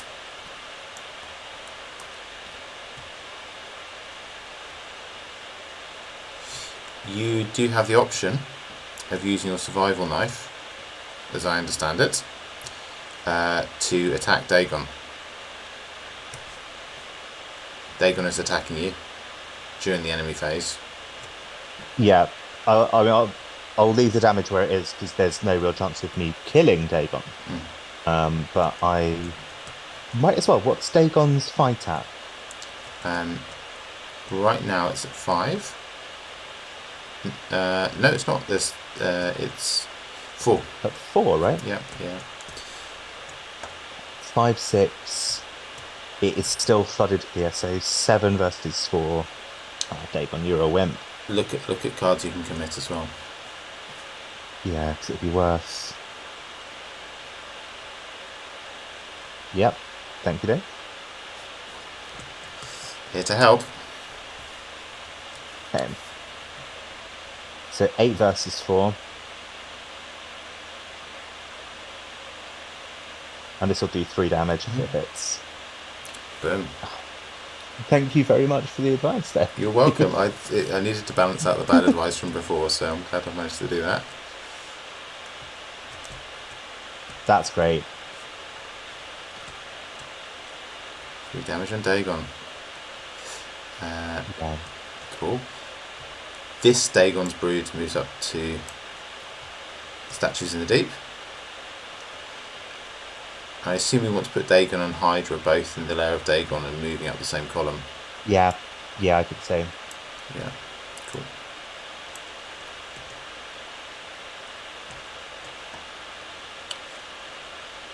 And that's the enemy phase. Yes, it is. Upkeep phase. Oh, this should be dead right now. This Dagon's brood. Oh yeah? Yeah, because I just did 3 damage to Dagon. Oh yeah, so you did. So Smite the Wicked gets discarded. And so does the brood. Well done. Thank you. That feels pretty good. I sadly have drawn Paranoia and I lose all my resources.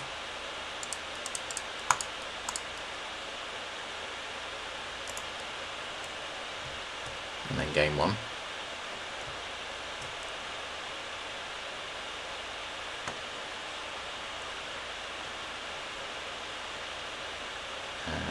I feel like now that I'm streaming doing that, I should justify it. My understanding is that you, in this step of the upkeep phase, you draw a card and gain a resource. And although the upkeep button does literally do them both simultaneously, in the rules I believe you're allowed to choose which order you do those 2 steps in. And because the card Paranoia is in the game, it always makes sense to draw the card first. Because then you'll be on 1 resource rather than 0 if you do it in that order. I like how the weaknesses they punish you for like spammily drawing cards without thinking about what you're doing.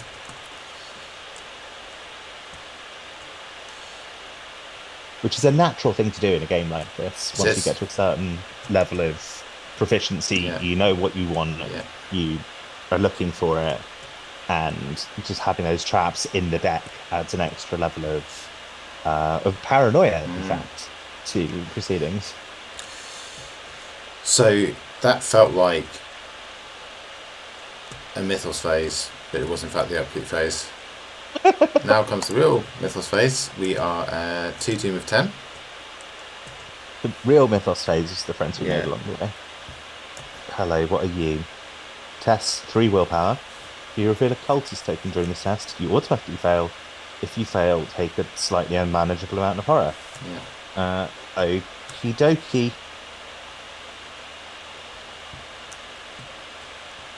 Brother Xavier, you're looking increasingly tasty in my hand. I will just say that you have some free trigger. God, I'm just totally cheating here by looking at your hand and then giving you advice based on it. But it's general advice. It's not telling you what to do.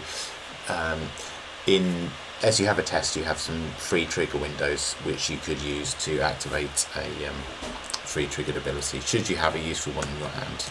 For example, by discarding this. Indeed. Thank you. That is. I don't feel like that was cheating. That is pointing out a rules interaction that I was not aware of. Yeah, it's true. It's not really cheating, is it? Okay. So let's test 3. It's actually 5 versus 3 because I've got this cool little crown. Oh no, it doesn't. It doesn't just apply to everything. It's investigating or attacking,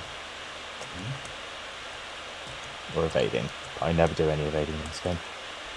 Well, fuck you then, game. Fine. Boom. Well, fair enough, I guess. Yeah. Over to you, Dave. Thanks. Hey, my old friend,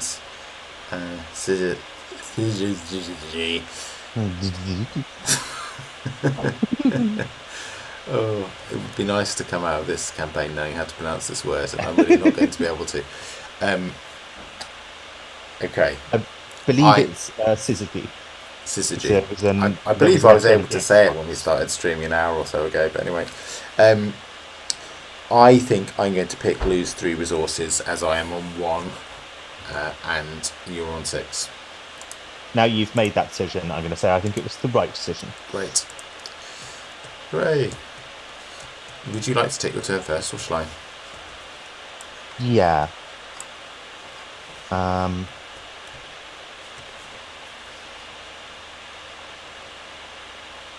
I've done one of the things I was going to do this time.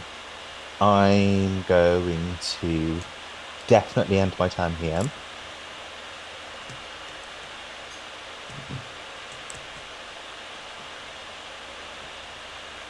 Let's draw a card. Come on. So he's right whistle. So he's cross even. Where are you? It's 5 cards left, and you spent 3 XP on this relic hunter, so you could play the cross. Cool. That's my turn. None of these were Zoe's cross, cool. Which is a shame. But I've got another turn to find it, during which statistically I definitely should. Yeah. So I'm going to investigate with clairvoyance. I'm going to commit the awakened mantle to the test. So that gives me a +1.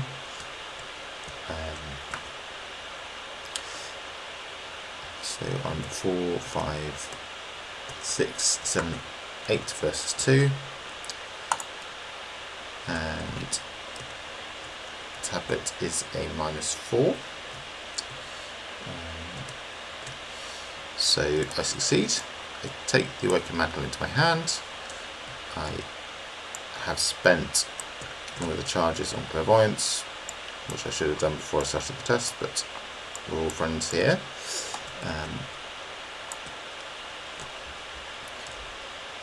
I have cleared the last clue off the location, so I get an evidence on the Hawkeye falling camera, and now +1 intellect.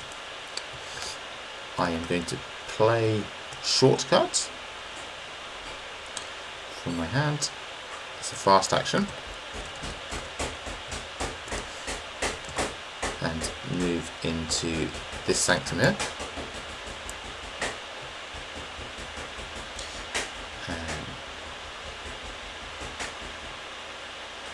Oh wow! During the enemy phase, each ready Ancient One enemy can attack investigators here as if they were engaged. If you control the yellow key, place it on this location. Investigators can spend 1 clue per investigator as a group to do the automatic evading and unflood this location. So, this would have been great to know before I used up 1 action this turn. But never mind, you know, we live and learn.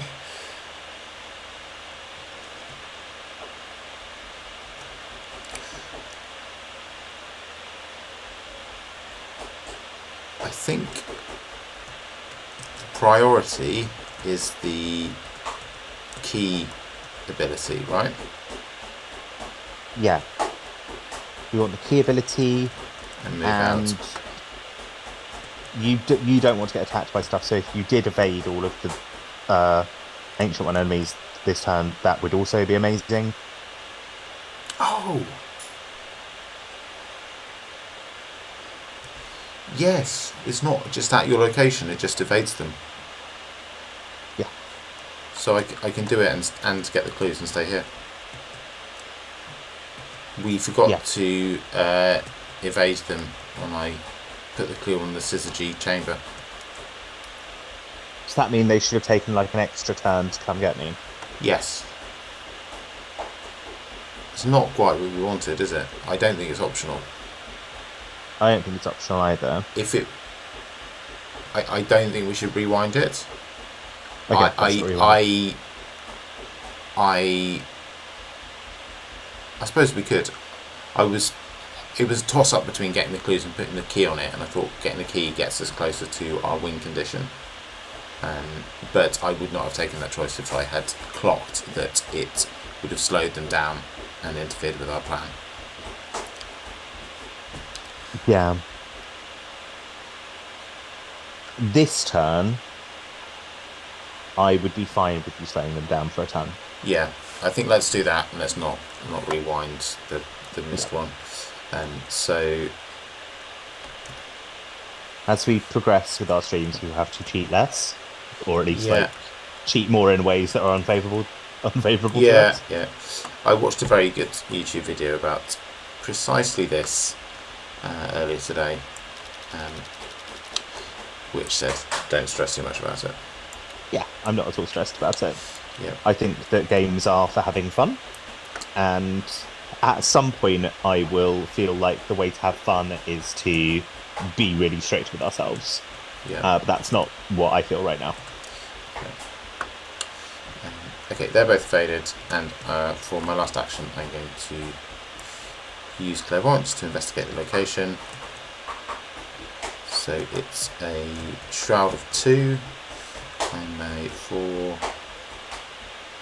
5, 6, 7 versus 2.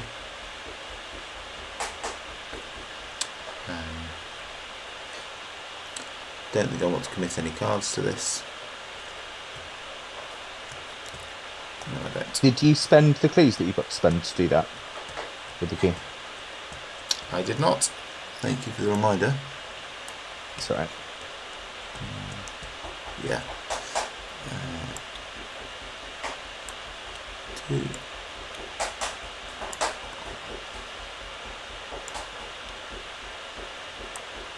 You want to get better at playing the game, and only the clues I want to be better at not dropping objects all over TTS and looking like a complete fucking klutz in public. Right, where have we got to? I was investigating it. 7 versus 2. That's a success. I get the 2 clues. So I think you've got 12 clues in your pocket. Yeah, and you have 2. I have 2, but I'm not going to be able to. We have to do the unflooding stuff from a lair, right? At a layer location, yes, you're absolutely right. Yeah. Let's count how many we need. So now we've done all of the sanctums. So Yes. there's 1, 2, 3, 4, 5, 6, 7, 8. So Times 16. 16. Yeah. You've got 12 in your pocket. By the time I meet these guys, they will have enough damage on them for me to do my things. Yeah. I can. Or you could be the hero all on your own and get those other 2 clues. You can't. No, I've got 2 clues that you need. I think the damage ability can be triggered anywhere. It's when they're at from an ancient one enemy at your location. Okay. Yep. So I think my plan of hide in this corner and let them come to me is probably still the best one. Yep. Be honest. It's a fast ability, isn't it? Yes. Unless something really goes wrong next turn, I'm actually not going to need the sunken halls in order to do this. I will be able to. Between us, we will be able to do it. The moment I meet them. Awesome. If I'm at a lair. Yeah, if you get to a lair and start pumping clues into the system, and I just get the deep ones in my location and do, hopefully by the time they're even there, I'll have done enough damage to them. Cool. I think this is feeling like we might just manage to do it. Yeah. If anything starts going wrong as well, I think that I can run out of here and go and meet these dudes and do it that way. Yeah. But I think it's all okay. Yeah. Cool. And I'm going to start dropping horror onto agency backup because I'm not going to be investigating any clues this session. Yeah. For lots of things.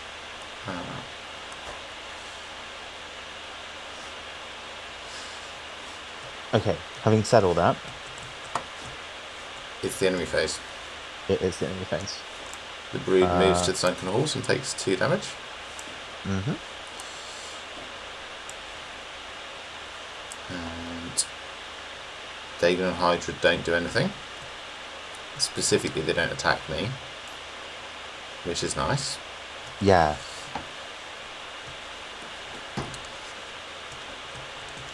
And then we go to the upkeep phase.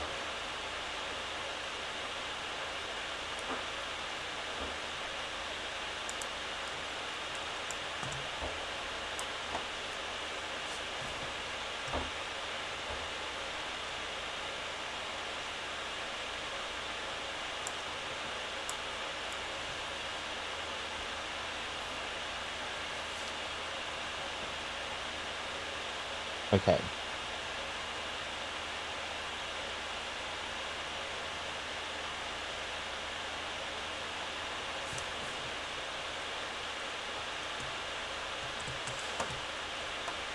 And these guys ready. And then it's the Mythos phase. 3 of 10. 3 of 10. So 1, 2, 3. if plan A works, we'll be on 6 at 10 when we win.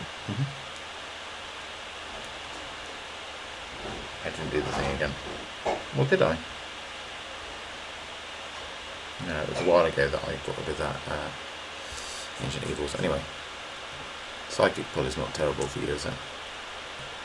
It's really not, especially not with the cards I've got in my hand.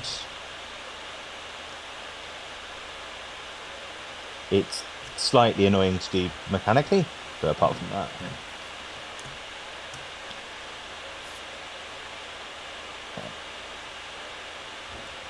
Fine.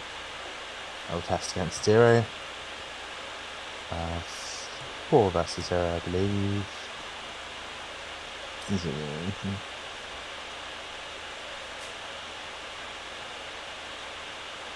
I take a horror from that. Or rather, the FBI takes a horror from that.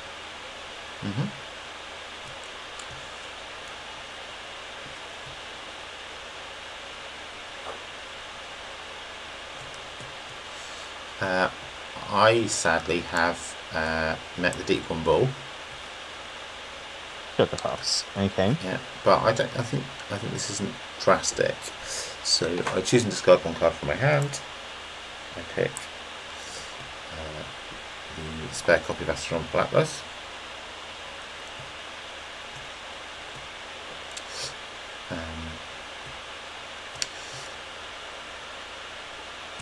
I'm going to store this copy of Shriveling underneath Strong Platters.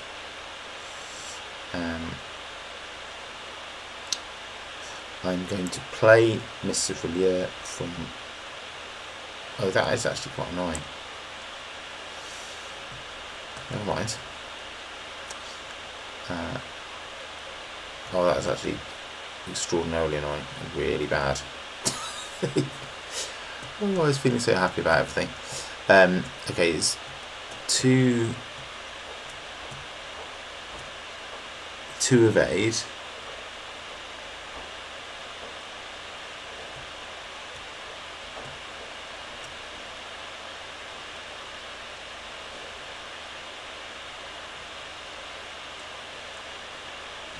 Yeah.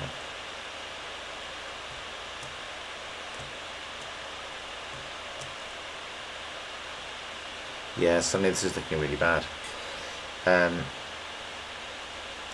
think I have to try and evade it, committing Awakened Mantle.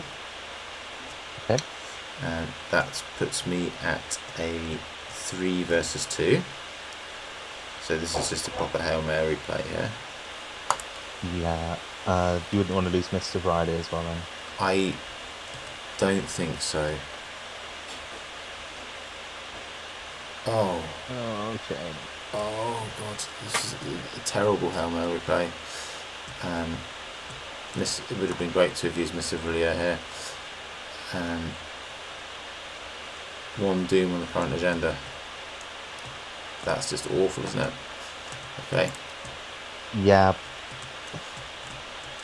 All is not lost, is what I would say.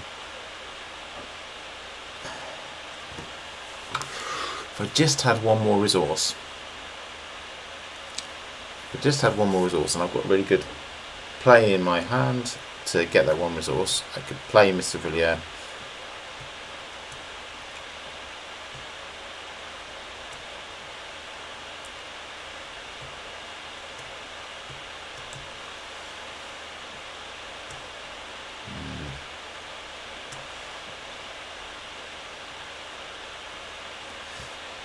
So I could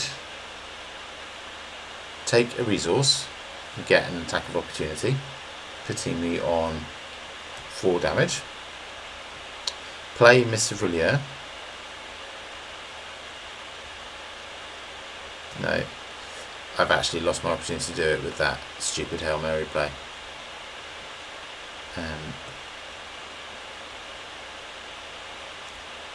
I think I have to take actions.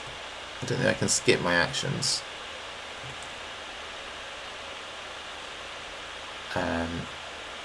So I think I'd probably just need to try 2 more evades. and take 1 attack in the enemy phase. Can I ask something about this forced ability that it has? Yes. Does it only apply if I kill the deep one? Would that deep one ball come for disengage you and come for me? Yes. I believe so. Then can we do our turns so that I go and kill this deep one over here? Yes, that's a much better idea. I apologise for not even talking about which order we're going to do our turns in. I got so dismayed by seeing that card in my face. I didn't actually think about what the optimum play was at all, what other options there were. Let's store that cultist draw for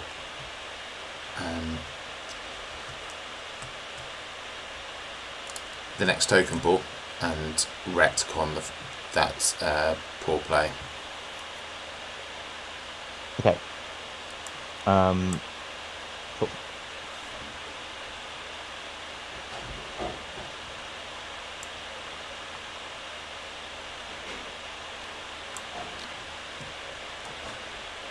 So my turn's going to go move here, get engaged with flipping thing.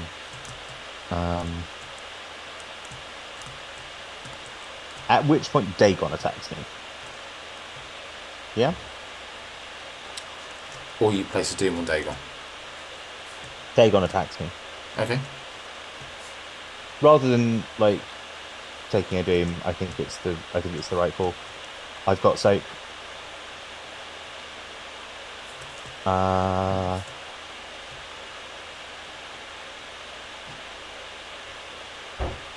I need to kill this thing now. So let's do 1, 2. Is this location flooded? It is 3 plus 3. So I'm a 7 versus 1. I'm going to use an enchanted blade token. Well, I actually get to decide that afterwards. Cool. Oh, there was the other thing I was meant to do. After Dagon attacks me, I attack Dagon back? Yeah. I guess that happens first. So let's say that was me attacking Dagon back. Are you at more than 3 up? Yeah, easily. Right, yeah, good. Let's say that cultist draw was the... Okay, cool. Yeah. In that case, that gets killed as well. Mm-hmm. And the deep one ball comes towards me. Yeah. Okay, good shout.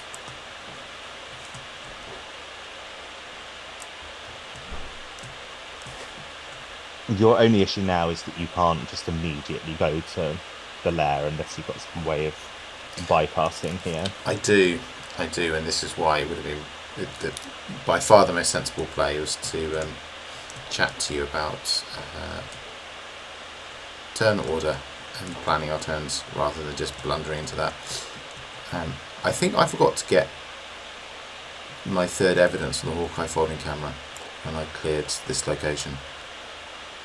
Cool. Yeah. I got 1 at the statues and 1 at the sunken halls and 1 at the Onyx Guardians.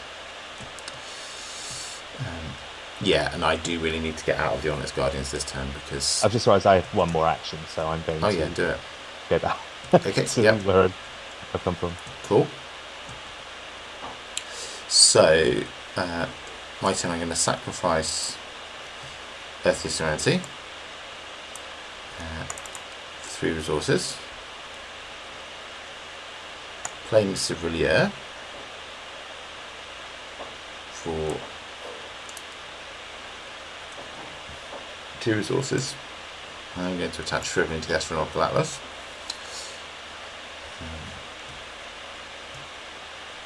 Well, it's gained itself another charge, but it shouldn't happen. I'll deal with that in a minute. I will move into this location. The deep one ball engages me again. I discard. Okay, I trust that you know what you're doing. I discard the spare Hawkeye folding camera, and then I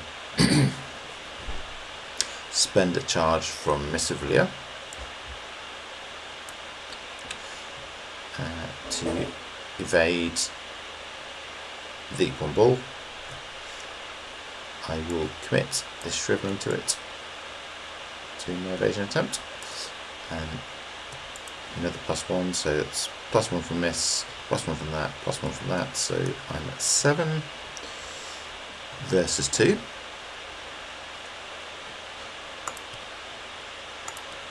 That's a success. The ball is evaded, and I move into this location. Cool. Yeah, and that's my turn. Cool. So during the enemy phase, this guy readies. These two move 1 up. Yes. The readying happens in the upkeep phase, actually. Oh, yeah, you're right.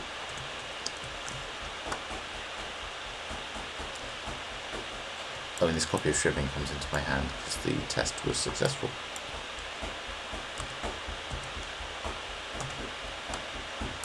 And the upkeep phase is now. Yeah. Bear with me a moment. I have some silly faffing to do.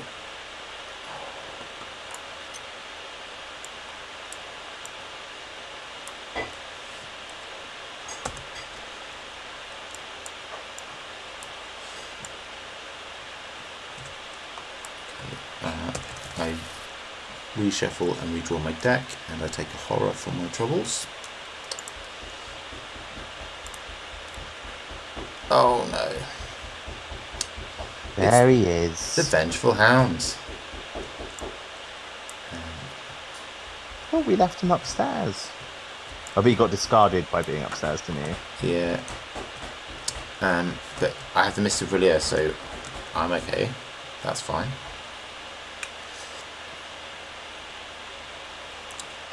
To the Mythos phase. Yes. 4 of 10. Oh. Yeah, gone. I forgot to do a lister again. Okay.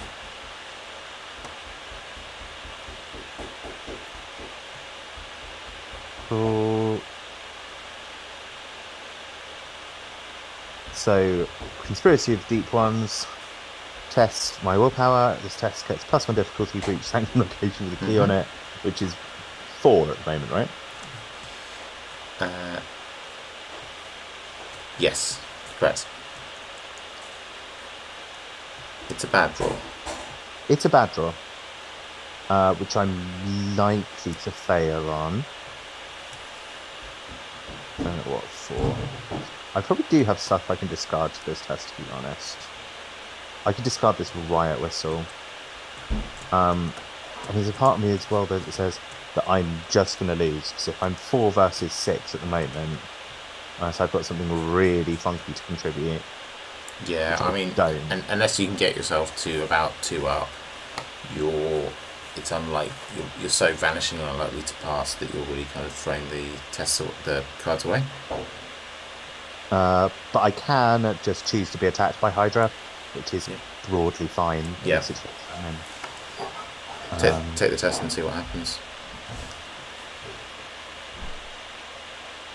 Okay, well, I'll test 4 versus 6. Oh, I've lost. I will get attacked by Hydra. Put 2 damage here. And I guess I'd... Hang on, I'm just going to check my discard pile. Which is not cheating.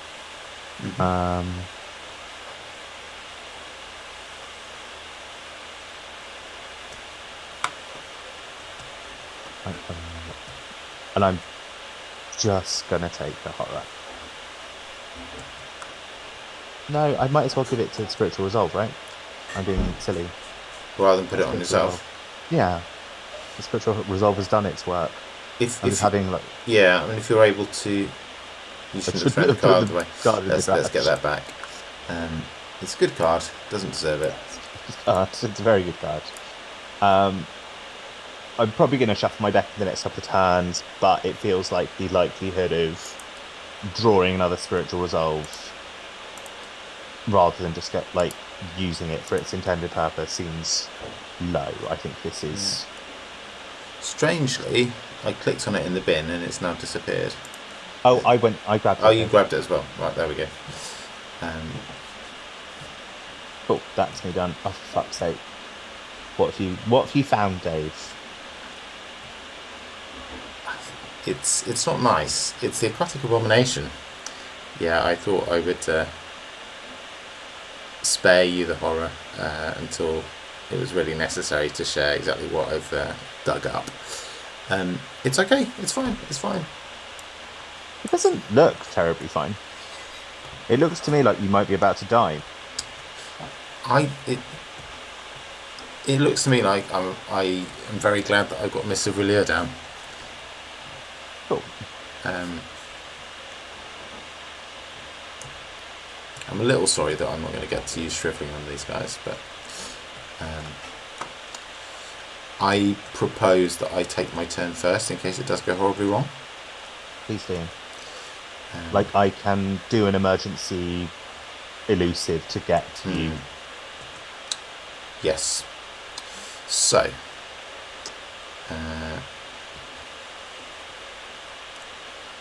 I'm going to use Mr. Villiers to evade the Abomination first, because that's the one I really do need to evade at all costs. Yeah. So 4, 5, 6 versus 2.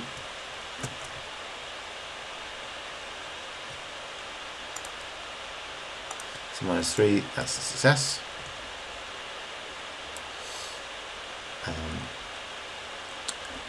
And then I'm going to use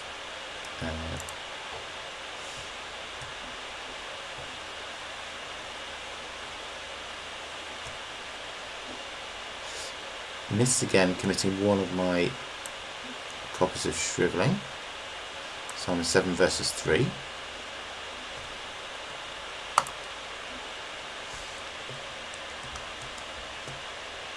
And that's a -4. Thank goodness I did that commit. I leave the hand behind. And I move into Lair of Hydra.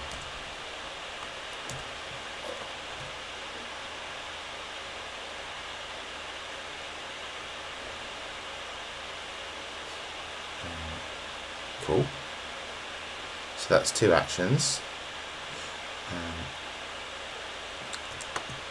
Do I have any of those keys? No, we've used up all of our keys basically. I've got a purple one. Oh, that's cool. Not sure that it can do us very much good, but it could potentially be useful.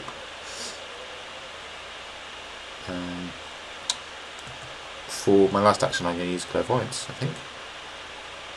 Oh, that's nice. Do you want to also drain a load of, like, as much as you can? Drain what? As many of these locations as you can with the clues that you've got, which is the point of being in this lair. Yeah, but I'll do Clairvoyance first and then I'll have even more clues. Cool. Cool. So I think commit Earthly Serenity to it, so it's +2, 4, 6, 7, 8 versus a base of 6, but it's -4, so 8 versus 2. That was a -5, wasn't it? So that's still a success, and I get 2 clues from here. And then let the Great Draining commence. So 16 clues. 2 clues to drain that location. 4 clues to drain that location. So that's 6 clues of 16. 2 clues to drain that location. That's 8 clues of 16. 2 clues to drain that location. That's 10 clues. You've actually done it, haven't you? Have I? No, I think so. That's 10. That's 10. 12. That's 12. Yeah, you're right. And that's 16. I don't think but you've not got 16 clues because 2 of them are on my thing. You're right. Yeah. So 14. So my 14 clues do that much. And then I'm gonna swan in a minute and do the last little bit of stuff. Yeah.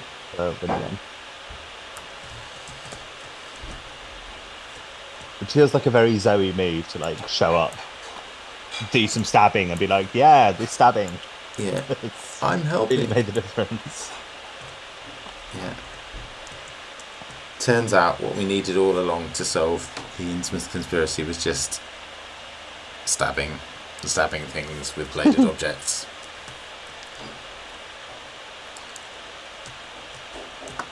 Right, is it my turn? It is, yeah.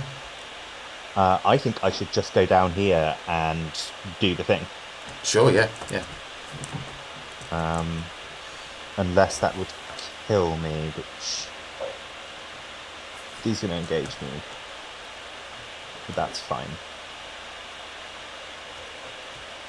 Pretty much the only enemies in the entire campaign that don't have on engage abilities.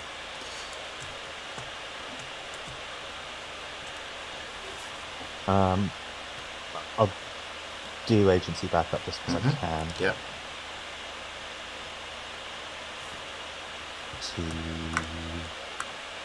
Might as well be Dagon to get an even number of things. I agree.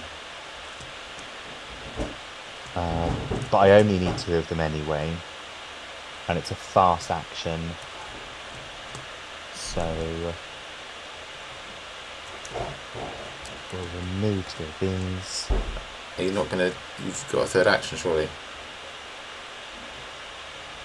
Yeah, so my logic is that I'm assuming this ends the game, right? Yes. If it doesn't, I would like to have 1 action left. Okay, yeah. Fair. You may know for a fact this ends the game, in which case I'll happily take 1 fun swing of my sword at him.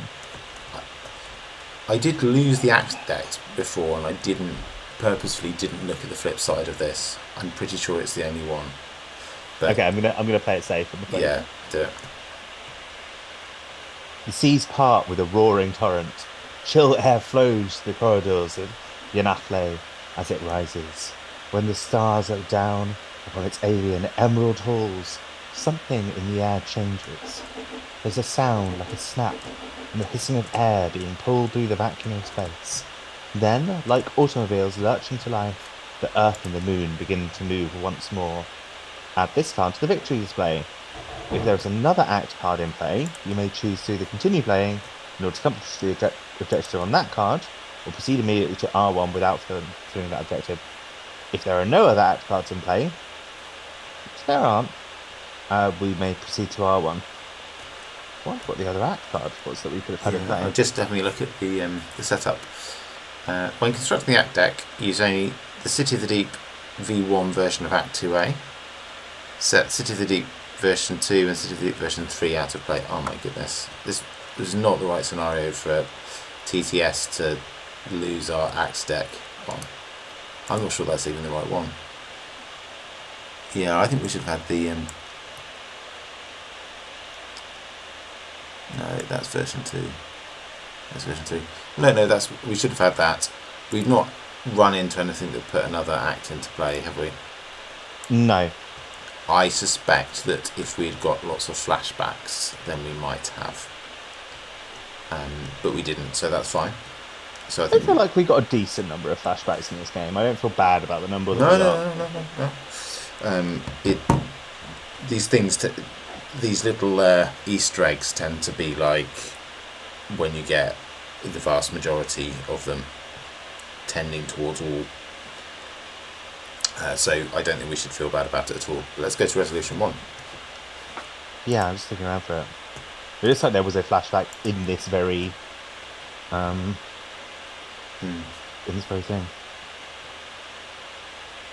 You frantically make your way back to the entrance of the undersea city, hoping desperately to escape alive. You feel the familiar tugging of the currents all around you as you emerge on the other side of the otherworldly threshold. Your heart does not stop racing until you finally break the surface of the water and collapse on an outcropping of rock. In your campaign log, record the investigators escaped the Huntflay. Add both Dagon and Hydra to the victory display. Each investigator earns experience equal to the victory value. Each investigator suffers 2 physical trauma from their ordeal beneath the waves. Check if Act 2B shattering the alignment is in the victory display. It is not. It's not. So skip to resolution 3. Yeah. As you emerge from the caverns of Devil Reef and look up into the sky, your throat clenches tight. The sun and moon are still locked in unholy alignment, and the sea still swallows most of the coast. In your campaign log, record the flood has begun. Oh no, we failed to save the world by the sounds of things. Check which Act card is in the victory display. If Act 2B, Conspiracy Fulfilled, in the victory display, proceed to Resolution 6.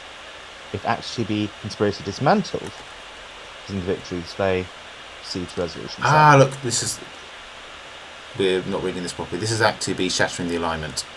It's got 2 victory in it, so when we flipped it over, we should have added it to the victory display. Cool. Yeah.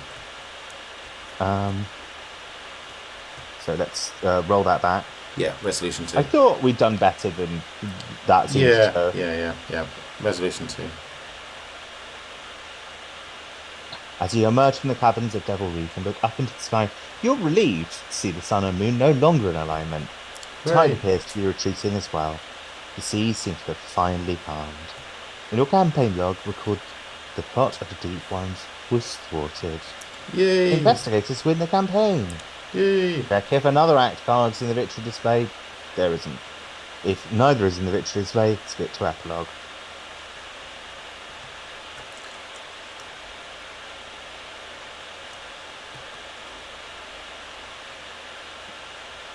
The drive home to Arkham is quiet. It would be so awkward, wouldn't it, after all of these weeks of terrible maddening things happening? You would have a very awkward drive home. Absolutely. After everything you've been through, you'd have thought the quiet to be a peaceful reprieve. But you're alone with your thoughts. Thoughts of Innsmouth, of deep ones, of enormous monsters dwelling in the depths beneath the waves.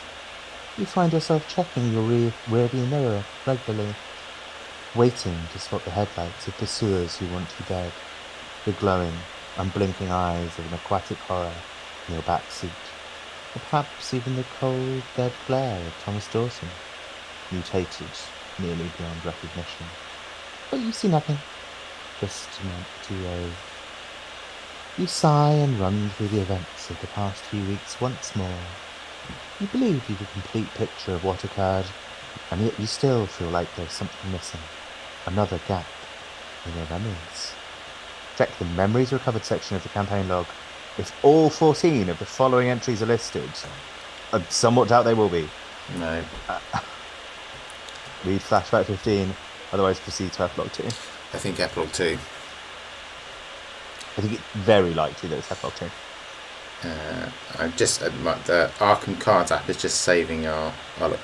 I can check right now. Let's just go into the campaign log. Let's see what it says.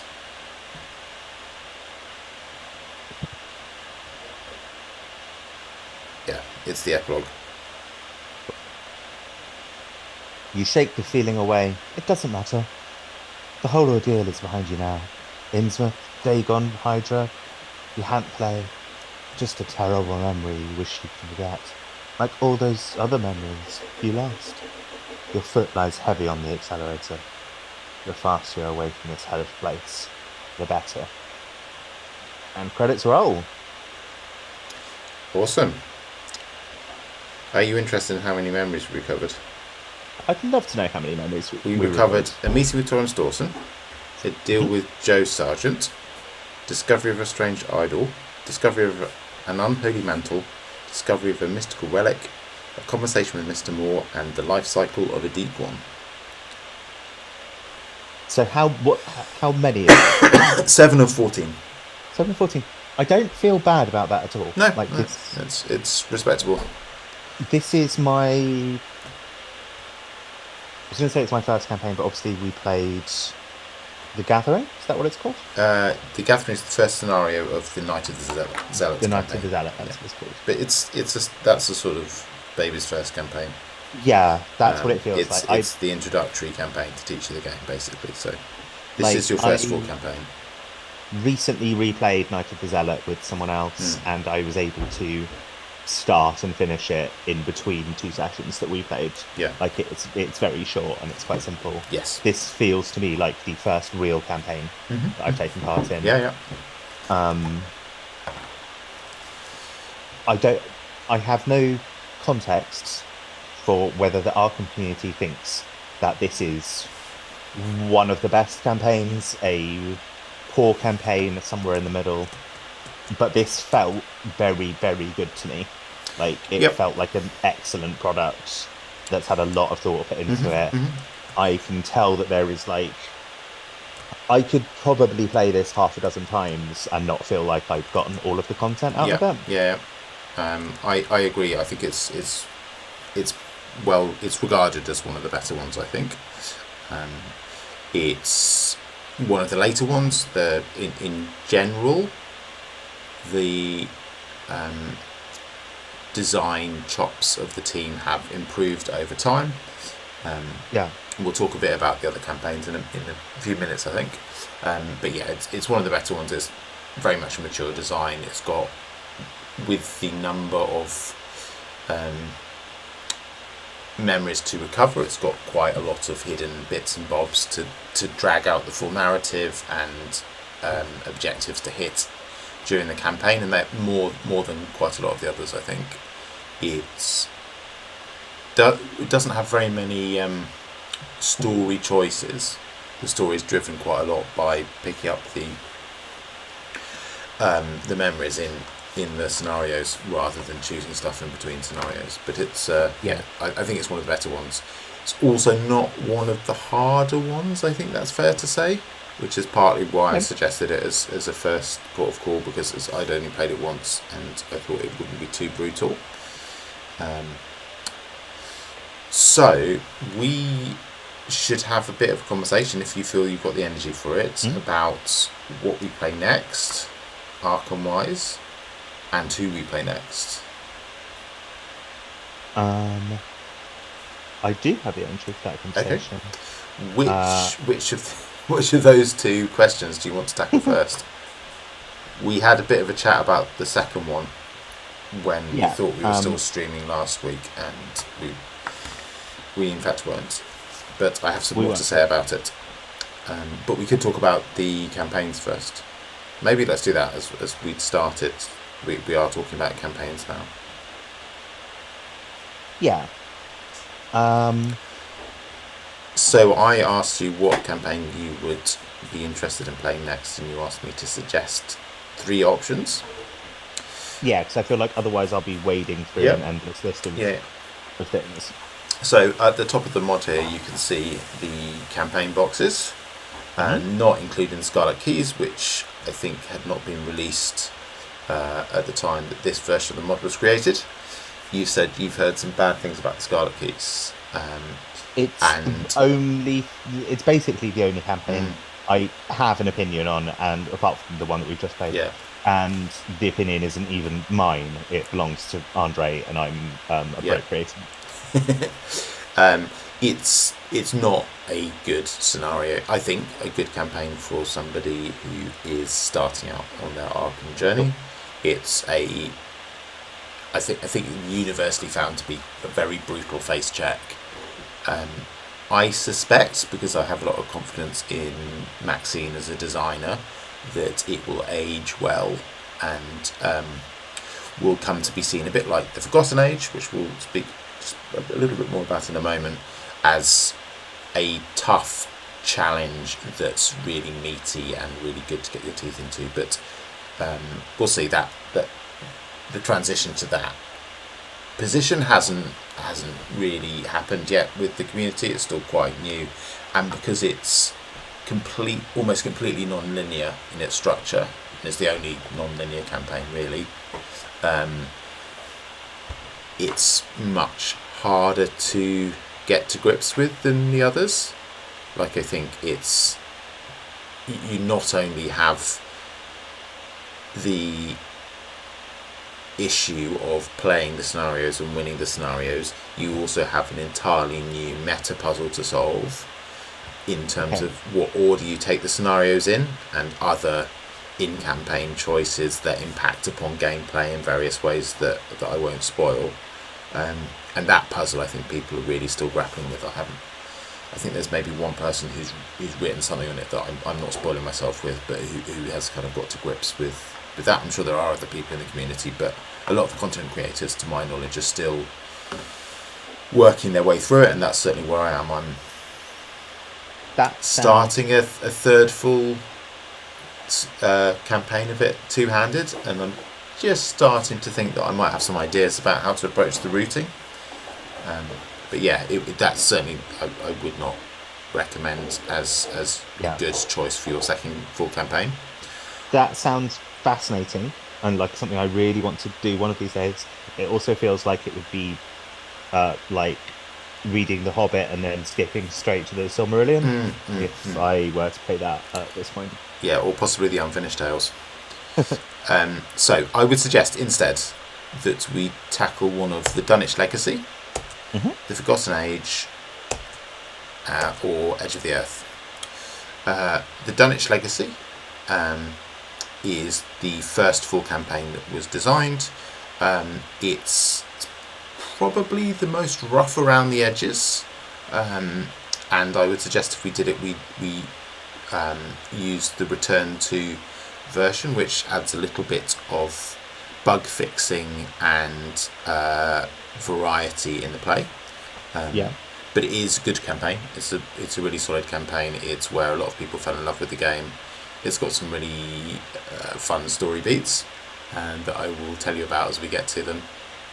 The implications thereof, if they're not apparent to us as we play. And I think it's as it's a less mature design, it's probably one to tackle earlier rather than come to later and find slightly underwhelming. Okay, that makes sense. But yeah, it's based on the Lovecraft short story, The Dunwich Horror, and as speakers of British English, we will be tortured not only by the horror of the story, but by the fact that you pronounce the W in the name. So apologies in advance for that. The Forgotten Age is... So I said that TSK, I suspect, will age well.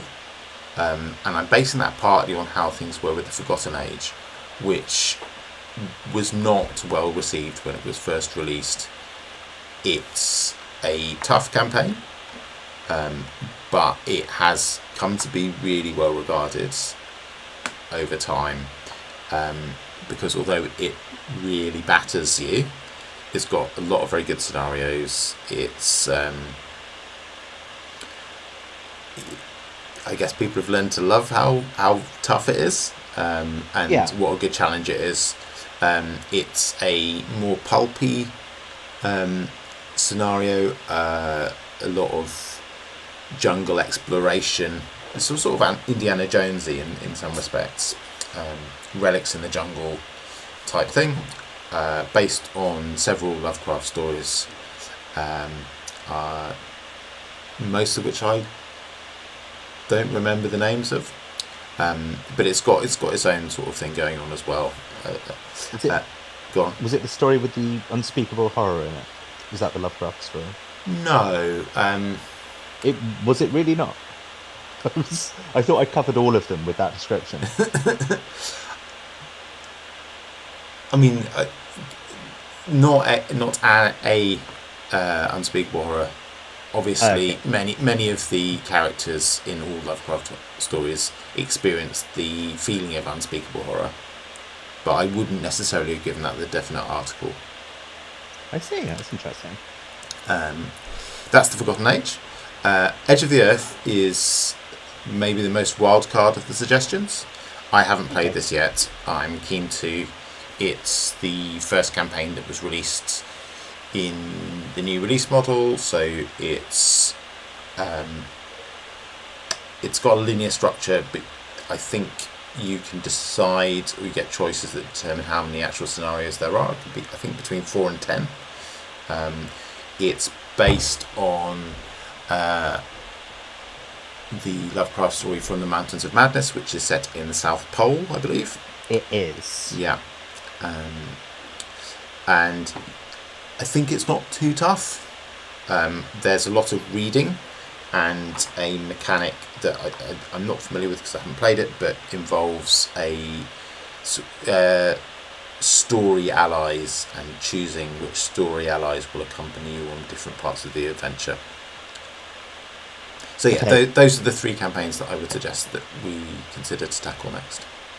The one I'm most excited to do Mm-hmm. is the Edge of the Earth, Okay. and I I will be completely upfront about why I love things to do with the Arctic. Mm-hmm. I particularly love any kind of horror story set in the Arctic. Yep.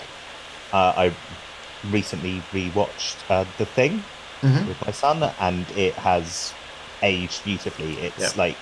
It's a film I've seen 3 or 4 times, and it still made me jump out of my seat a couple of times. Nice. It's so good. Uh, I've never seen The Thing. I've seen yeah. the Pingu pistachio of The Thing, but I've never seen The Thing. I don't know how much you like watching horror movies, but it is, in my opinion, possibly the best horror movie. I've heard a lot of good things about it.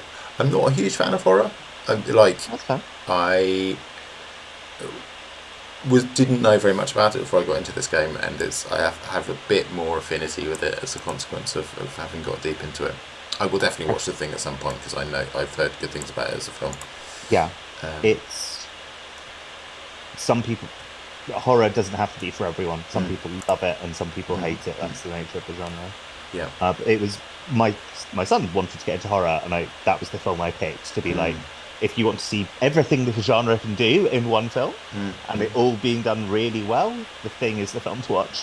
yeah. Anyway, the series a few years ago as well called The Terror, which was all about the Franklin expedition getting lost in the Arctic Hmm. and being hunted by some nameless foe. Yeah. Uh, and I love that as well. So for those reasons, rather than any like sensible mechanical reasons, I am really excited to play Let's. Edge of the I Earth. think that's a great. I'm up for that. I will probably, outside of our games together, play it in the cards um, myself, so that I have some affinity with it, but we're not just experiencing it both blind and on TTS. Yeah, that Uh, might be sensible. but yeah, I'm well up for that, and I'm certainly really excited to tackle it as well. Cool. Cool. Okay, that's that question resolved. Next up, um, let me hop into TTS for a moment and move us onto Firefox, and I will screen share with you, and we can have a look at who you'll play. Cool, cool, cool.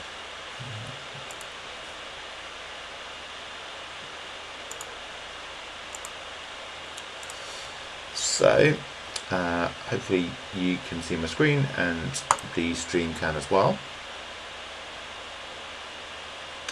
And you said you wanted to play Stella Clark. Yes, hang on, let me try and fix Zoom that is currently being extremely annoying.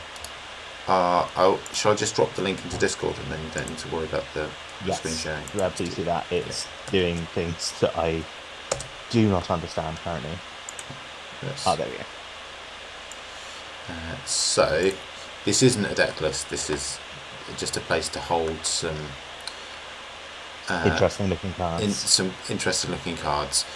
So I think that you have in both our Knight of the Zealot and Innsmouth Conspiracy campaigns played fighters. And yes, I have. In our discussion last week, I suggested, and I think you agreed, it might be fun for you to try a more clue-focused investigator. Yeah. Stella, I think, is a natural flex, so I think both of us should play more flexy decks, certainly than your Zoe deck was for this campaign. So everyone do a bit of both, but Stella may be leaning more into investigation than fighting. And so I pulled out some cards and put them into this deck list for that. And one thing to know about Stella is she does not have a good intellect. Until the most recent release, I don't think any survivors had good intellect. And that's partly because they've got a lot of cool tricks that mean they don't have to have super high intellect. But because her intellect is 2, i.e. would be a mistake to, I think, build her as a solely investigative character, and for me to run a character that couldn't also do some clue finding if needed. Having cool tricks to compensate for not having amazing intellect is another thing I relate to about this character, so I'm really up for it. So in the actual deck, I've put the cards I think probably you'd want to have in here. So there's firstly his old keyring, which in the level 0 version has 2 uses. Reduces the shroud during your investigation by -2, and you only use up one of the uses if you succeed. There's Rabbit's Foot, which is an accessory that draws you a card if you fail a skill test. So Stella's ability, for anyone who doesn't know, and also to refresh your memory, is that you get an additional action each once per turn if you fail a skill test during this round. So if you can fail a skill test during the Mythos phase or during your turn, you get an extra action. So basically Stella just wants to lean super hard into getting as much tempo from that failure alongside the additional action. So Rabbit's Foot gets you a card if you fail. Granny Orn is probably the best pick for ally. I'll come to another option as we keep talking, but she gives you a boost to your willpower in her level 0 version, and there's also an upgraded version that you'll see in the side deck that boosts both willpower and intellect. And what she does is she adjusts your score when you fail in level 0 version. That just changes whether you fail by either 1 less or 1 more. In the upgraded version, it just changes your score, so it might take you over the edge and stop you failing, should you not wish to. But the reason for that is that there are a number of cards in Survivor, particularly Look What I Found, which you'll see at the top of the list of events, which when you fail a test by 2 or less, gives you 2 clues. So you can take an investigate action, and if you succeed you get a clue, and if you fail by less than 2 you get 2 clues. And you've got Granny Orn knocking around to nudge your score, so that if you fail you've more of a chance of getting within that 2 margin. You've also got Lucky, ubiquitous and absolutely brilliant Survivor card, which you play immediately on failing a skill test, and you get +2 to your skill value. That again can stop you failing, or it can bring you within the margin for Look What I Found, or something similar like that. You've also, if we just hop back to the assets, you've got Drawing Thin, which is a slotless asset. You can use it, increases the difficulty of a skill test by 2, but in return you get 2 resources or you draw a card. So if you have a test coming up that you think you're going to fail, you can exhaust this and get more tempo from it. And then when you fail the test, you get another action because you're stellar and you rock. The third event I think is probably a must include for clue gathering stellar build is winging it.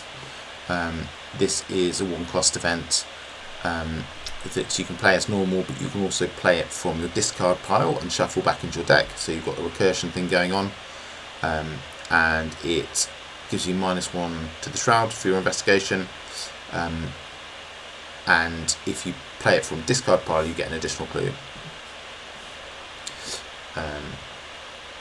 You've also got 2 skills that I think are really essential. One is resourceful, which is recurring a survivor card if you succeed, and one is take heart, which you can commit to any test, and if you fail you get 2 cards and 2 resources. So I think with those, I think you can hopefully building up a picture of how I'm incredibly strong Stella can be with all of these tools. You fail a test and just like explode with power.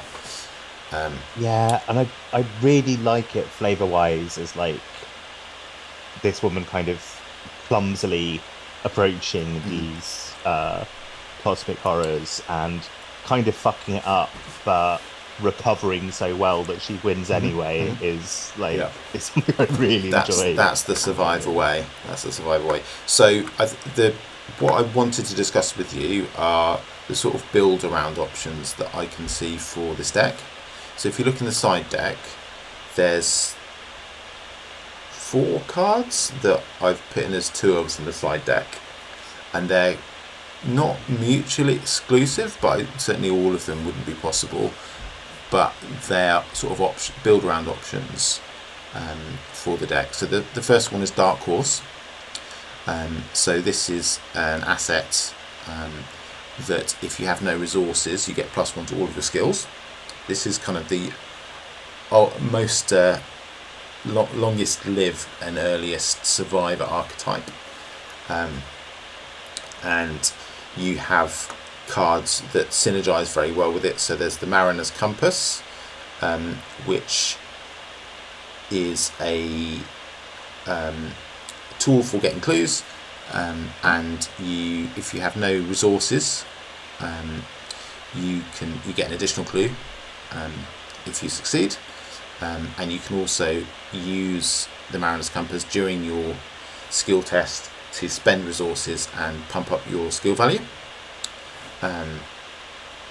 You've also got Madame Lebranche just above the compass. She's an ally that you can exhaust in a free trigger window to get resources, and she works very well with the Dark Horse and the Compass to give you extra boosts, and also to allow you to sit on no resources but get one when you really need to.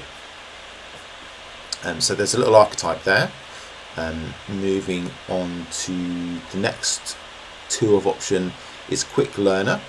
So this is an XP card. You wouldn't be able to have it straight away, but it's something that you could build into. It's a permanent asset, and basically it makes skill tests at the beginning of your turn harder, and skill tests towards the end of your turn easier. And you can have 2 of these, and so they stack.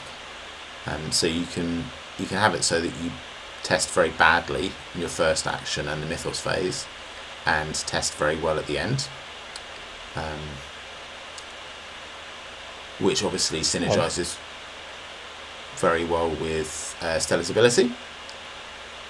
Yeah, with the exception that testing really badly during the Mythos phase sounds terrifying. Yeah, well, as I said, this is a build round, so if this was to be the goal of the deck, then part of the deck should involve some tools for mitigating the bad results of testing very badly in the Mythos phase. But if this was to be the archetype that you went for with your deck, some of the card choices would revolve around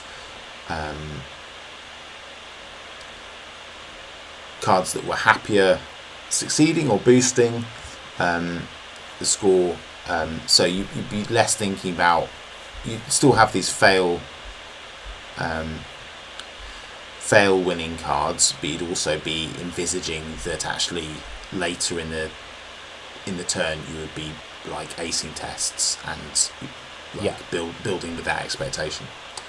The other possible archetype you see, Scavenging, is a 2 of. This is a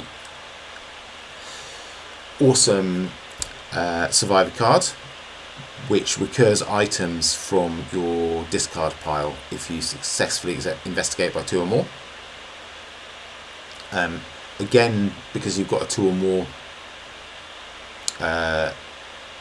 condition here, this would want to be built with some tools for acing tests, but basically this you can have a number of items and you can cycle through them, bring them back,